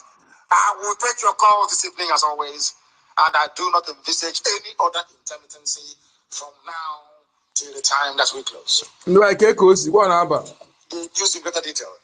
A septuagenarian, which means a very old man, possibly in his 80s. Because they don't want to mention his name or his age. They said a septuagenarian. Now, if your school we are on strike throughout the 4 years, you claim you are an undergraduate, now you've graduated and you are at NYSC camp. Let us be honest with ourselves. How many people in the zoo called Nigeria, even graduates, know the meaning of septuagenarian? How many of you? It's a very old man, possibly in his 70s, if I'm not mistaken. What did he do and who is this man? This man is Yoruba Muslim. Every old man who is a rapist is a Muslim. Most of them are. Let me read it for you. A very old Yoruba man named Adebowale Dawuda. This is from the Punch newspaper, a Yoruba paper, please. It's not something we wrote down. We blog news because if we write it, you won't believe us. So we just others publish and we give them credit for it. We don't hide it. We explain the news to you in a manner you can understand. Because if you have a newspaper now, say, septuagenarian in the court for alleged defiling of 11-year-old girl, believe you me, you won't know what it means. But if I tell you a very old Yoruba man raped a girl of 11 years, then you understand what I mean. That's why you need Radio Biafra. That is why all of you must support the work we are doing is invaluable. If we begin to charge money for it, all of you cannot be able to afford it. But it comes to you for free, courtesy of IPOB, of course, in the diaspora. Those of you that we have their names, because as you contribute towards Radio Biafra every blessed month through your monthly dues, and you're supporting for the purchase of armaments and weapons through the normal channel, which I'm not allowed to speak, then we have all your names. When Biafra comes, all of you who are now lying, some people say, oh, call me Colonel, I'm Lieutenant Colonel, I'm Major. Which sector did you fight in? Oh, I was at Abaka. I came to Olu. From Olu, I was moved to Idato. From Idato, I moved to Kigwe. They never saw us. What are we going to do in our case? Because you may have your doubt, that is your business, but Biafra is coming. All of you who contributed in one way or the other to the restoration of Biafra financially, I mean, we are going to compile all your names the same way that your various coordinators sent in your name, the original copies, we have them. We are going to put them in class archives so that when some of you who are listening from under the bed right now, when they begin to lie to your grandchildren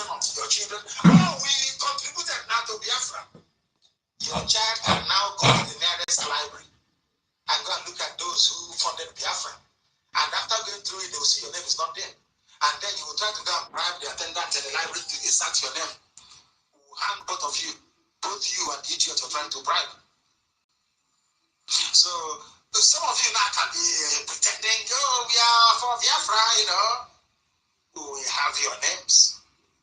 A book will be written with the names of everybody who started this very struggle financially, this very effort we're making financially. So you can't lie to your children, you see. Very clear. Very, very clear. This is a septuagenarian, a Yoruba man, Adebo Wale Dauda, raped an 11-year-old girl. This girl is 2 years older than Aisha when Buhari raped Aisha, your so-called first lady, a victim of child abuse and rape. Adebo Wale Dauda, who allegedly defiled or raped an 11-year-old girl, was on Wednesday arraigned before an Ikeja magistrate court. The accused is 78, I told you, septuagenarian, 70s. My goodness me. The address is unknown because he's a Muslim. They sleep on the street, maybe in the mosque. He is facing charges of defilement, sexual assault, and breach of the peace. Why wasn't this same charge brought against Buhari when Buhari raped Aisha at the age of 9? I'm asking you. He was 45 then. Why wasn't this type of charge brought against Buhari then? They're in trouble, and a very big one. I'm telling you. The prosecutor is Sergeant Jima Isegede. He told the court that the offenses were committed on August 4th at 29 Anipupo Street, Pen Cinema, Agege. That, Agege, even as the name sounds, very dirty place. They call it a suburb of Lagos. If Agege is a suburb, then I don't know what a suburb looks like. One of the dirtiest places in the whole world. Agege. Try to see how the name sounds. Very crude, crass, and very Yoruba indeed. According to Secretary, the policeman prosecuting, the accused called the victim to a lotto shop at the above address under the pretense of sending her on an errand. Remember the Islamic cleric that raped a little girl at Yanabaja? Have you forgotten? They always use something. Come, I want to send you. Come, let me send you a message for your mama. Imagine those that are not being reported every blessed day. The abuse happening in the zoo, little children. No wonder when they grow up, they turn into prostitutes. So less prostitutes everywhere. Nigerian girls. So less prostitutes there. The shop owner does not stay there, so it is only the accused that goes there every day. And because of this, it was easy for him to carry out the act.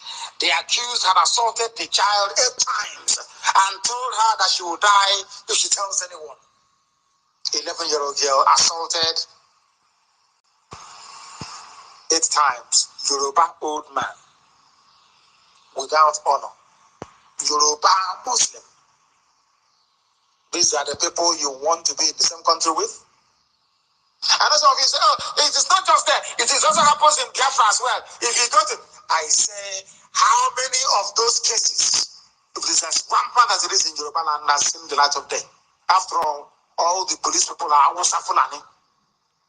They will quite gladly prosecute anybody. That tells you all you need to know. Yoruba, shameless old men, old fools, abusing little girls. This thing happened in Yanagbaja, in a mosque. This is a man raped a little girl, and the police did nothing about it. Let's continue. The pedophile and terrorist Buhari, the sole administrator and dictator of the zoo called Nigeria, the British created zoo in Africa. People create zoos everywhere around the women's Serengeti. There are the wildebeest. You have crocodiles, you have zebra, you have giraffe, you have hippopotamus, you have elephants, you have hyena, kora, you have vultures, utele. All these things are there in the plains of the Serengeti. and then the British created another one. It's called Nigeria. It has Hausa Fulani in it. The pedophile terrorist Muhammadu Buhari on Wednesday regretted that the zoo's economic growth has so far not translated into commensurate improved well-being of citizens, especially the youth.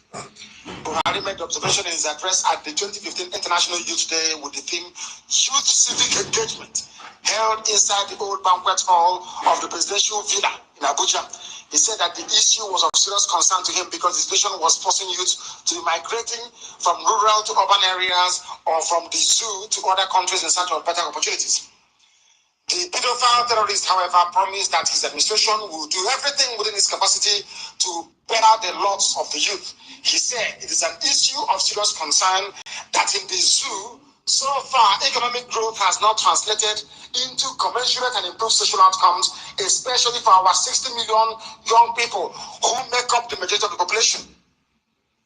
Economic growth. My question is, the Dulad of Daura, in which sector are you expressing this growth? Because if I watch the news this night, I can see NASDAQ, I can see the Dow Jones Industrial Index, I can see the CAC 40, which is the CAC 40 in France.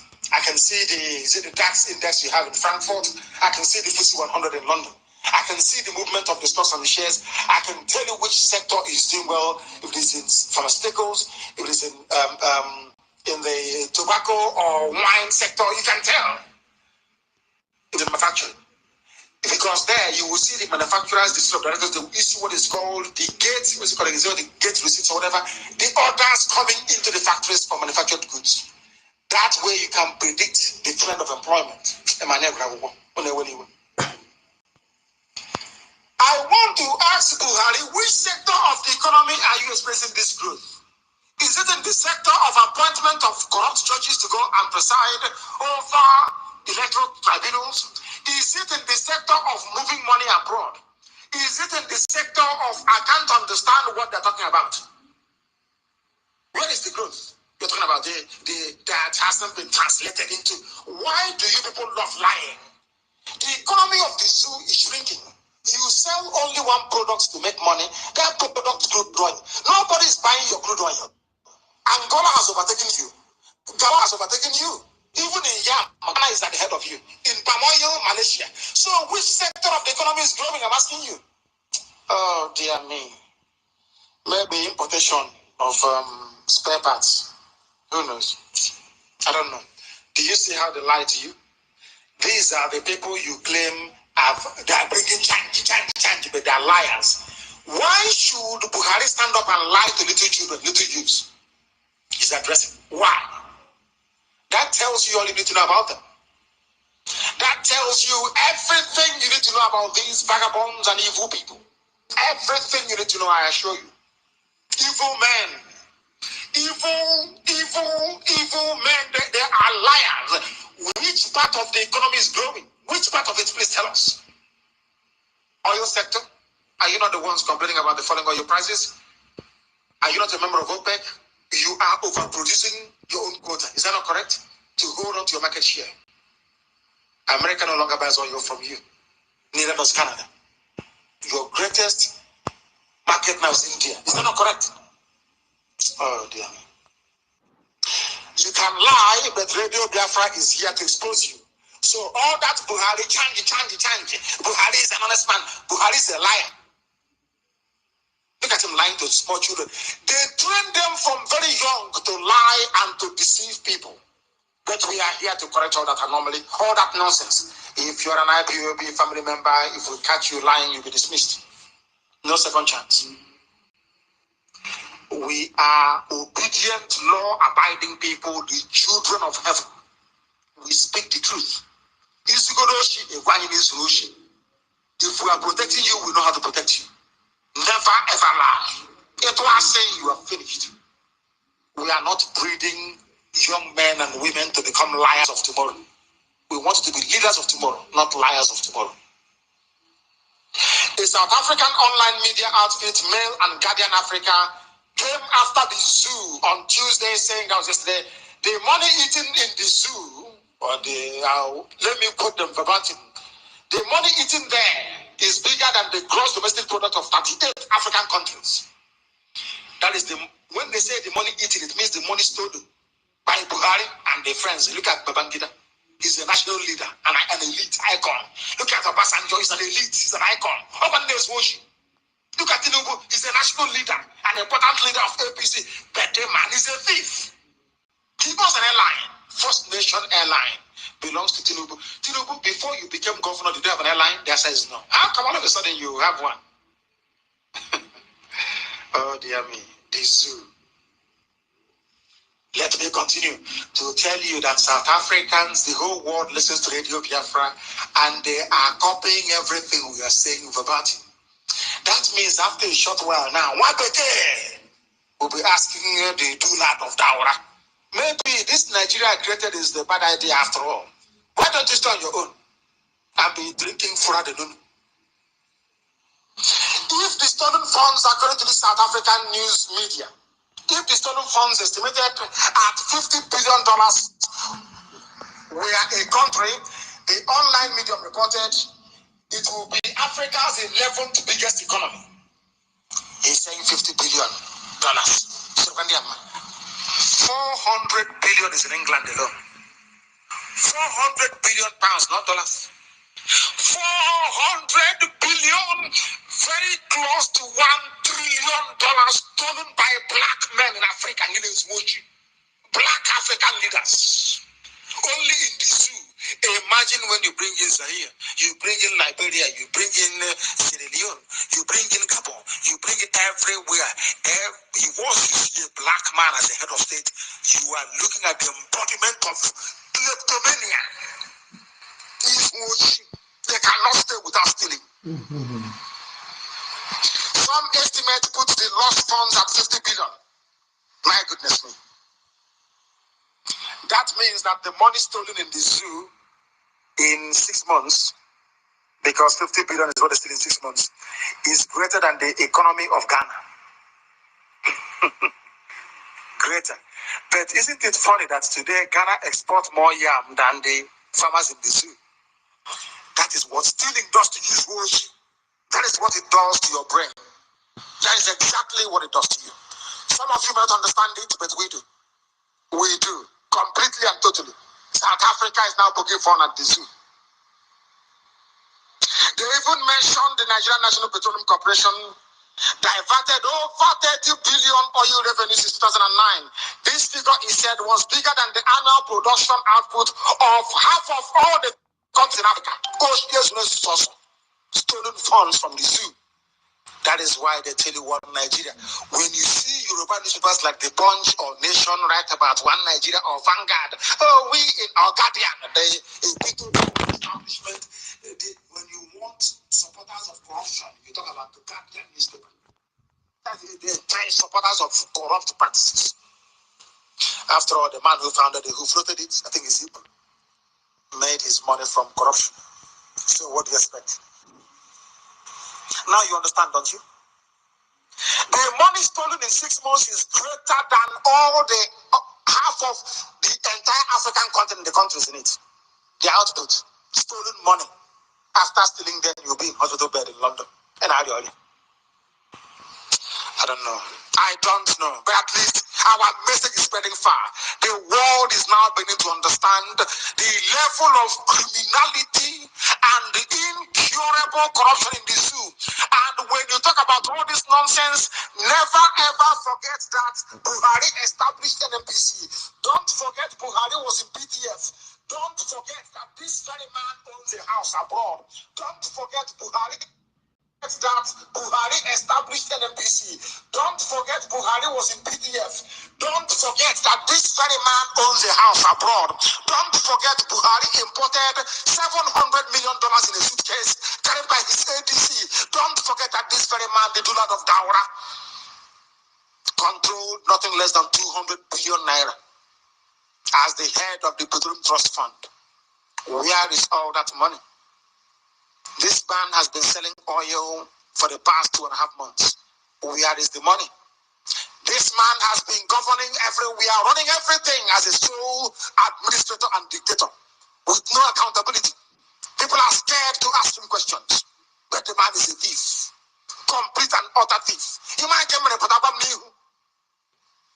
Whiter than white and whiter than snow itself.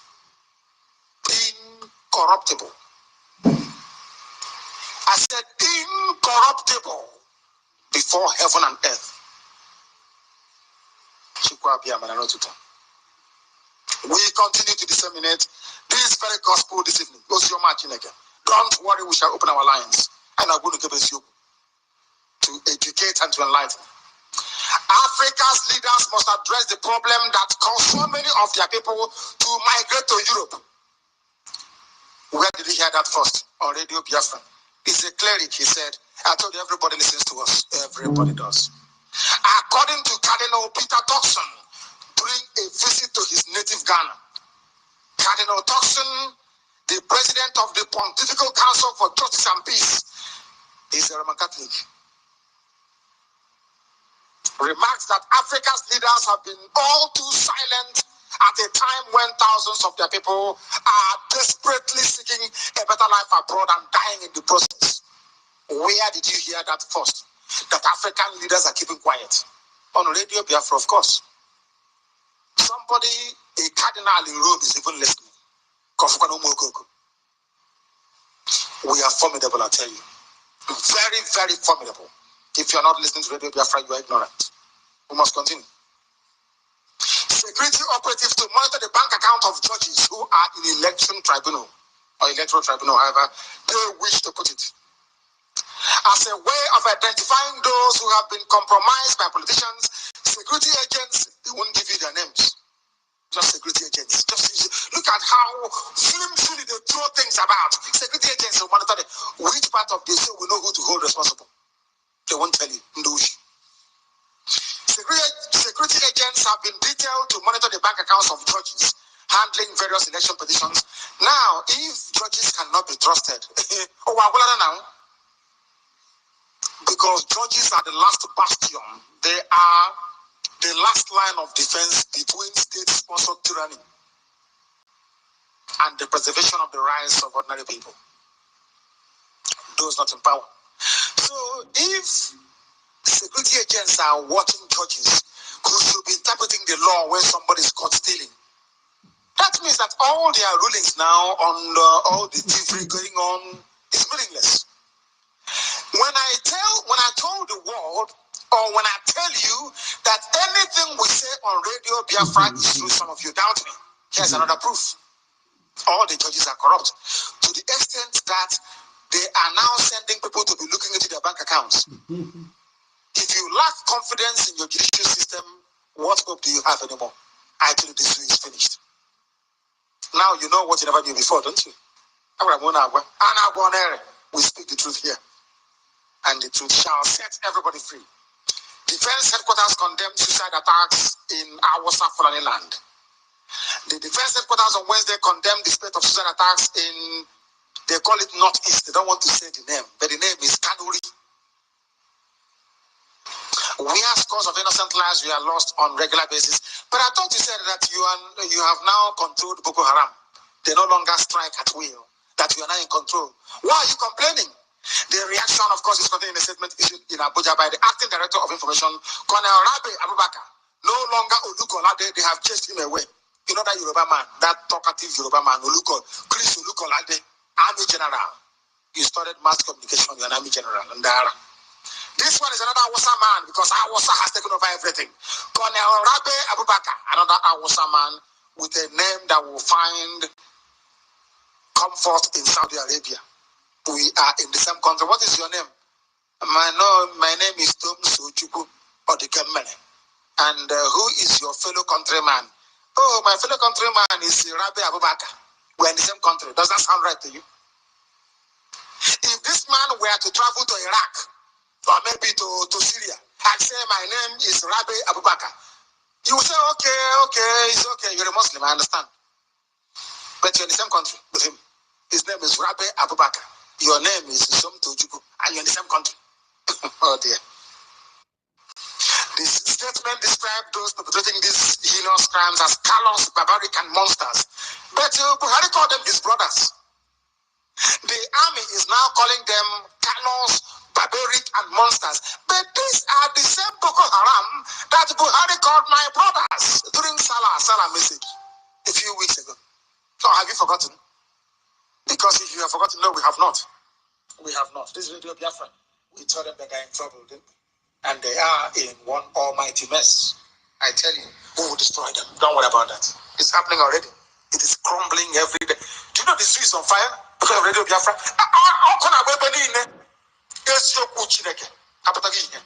The world can see the truth. Stay there and keep feeling sorry for yourself. I'm not a black person from Africa. When I say blacks are baboons and monkeys, I don't exclude my until we prove otherwise. Until Biafra comes. The day we get it is the day that Biafra comes. If you turn on your tap, water will come out. From mains, water works. If you switch on your light, there's electricity. Nobody's complaining of hunger or homelessness. People are meaningfully employed, not traveling to Europe to go and washing toilet. That day, we can say we are human beings. But until then, baboons and monkeys everywhere. Boko Haram now have a new leader, according to the Chad president. The Chad president is Idris Deby. He confirmed that Boko Haram have a new leader. He did not say what had happened to Abubakar Shekau, but said he had been replaced by Muhammad Dawood, who has not been heard of before. Mr. Shekau has not featured in the group's recent videos, leading to speculation that he has been killed. Mr. Deby, whose troops have been involved in battling Boko Haram, said Mr. Dawood was open to dialogue. That's how they start. They are now creating a fake Boko Haram with a fake leader to do. They will give them money to kill people, to assume that authenticity. Then they now deal with them. That's what they do. What they try to do with all those mushroom radio stations, CVI, PVI, Radio Bedroom, Germany, Upper Niger, Lower, I think Lower Niger Radio Incorporated of Biafran Board of Control, rubbish. We told them that heaven sent us, and today they are lying in the gut.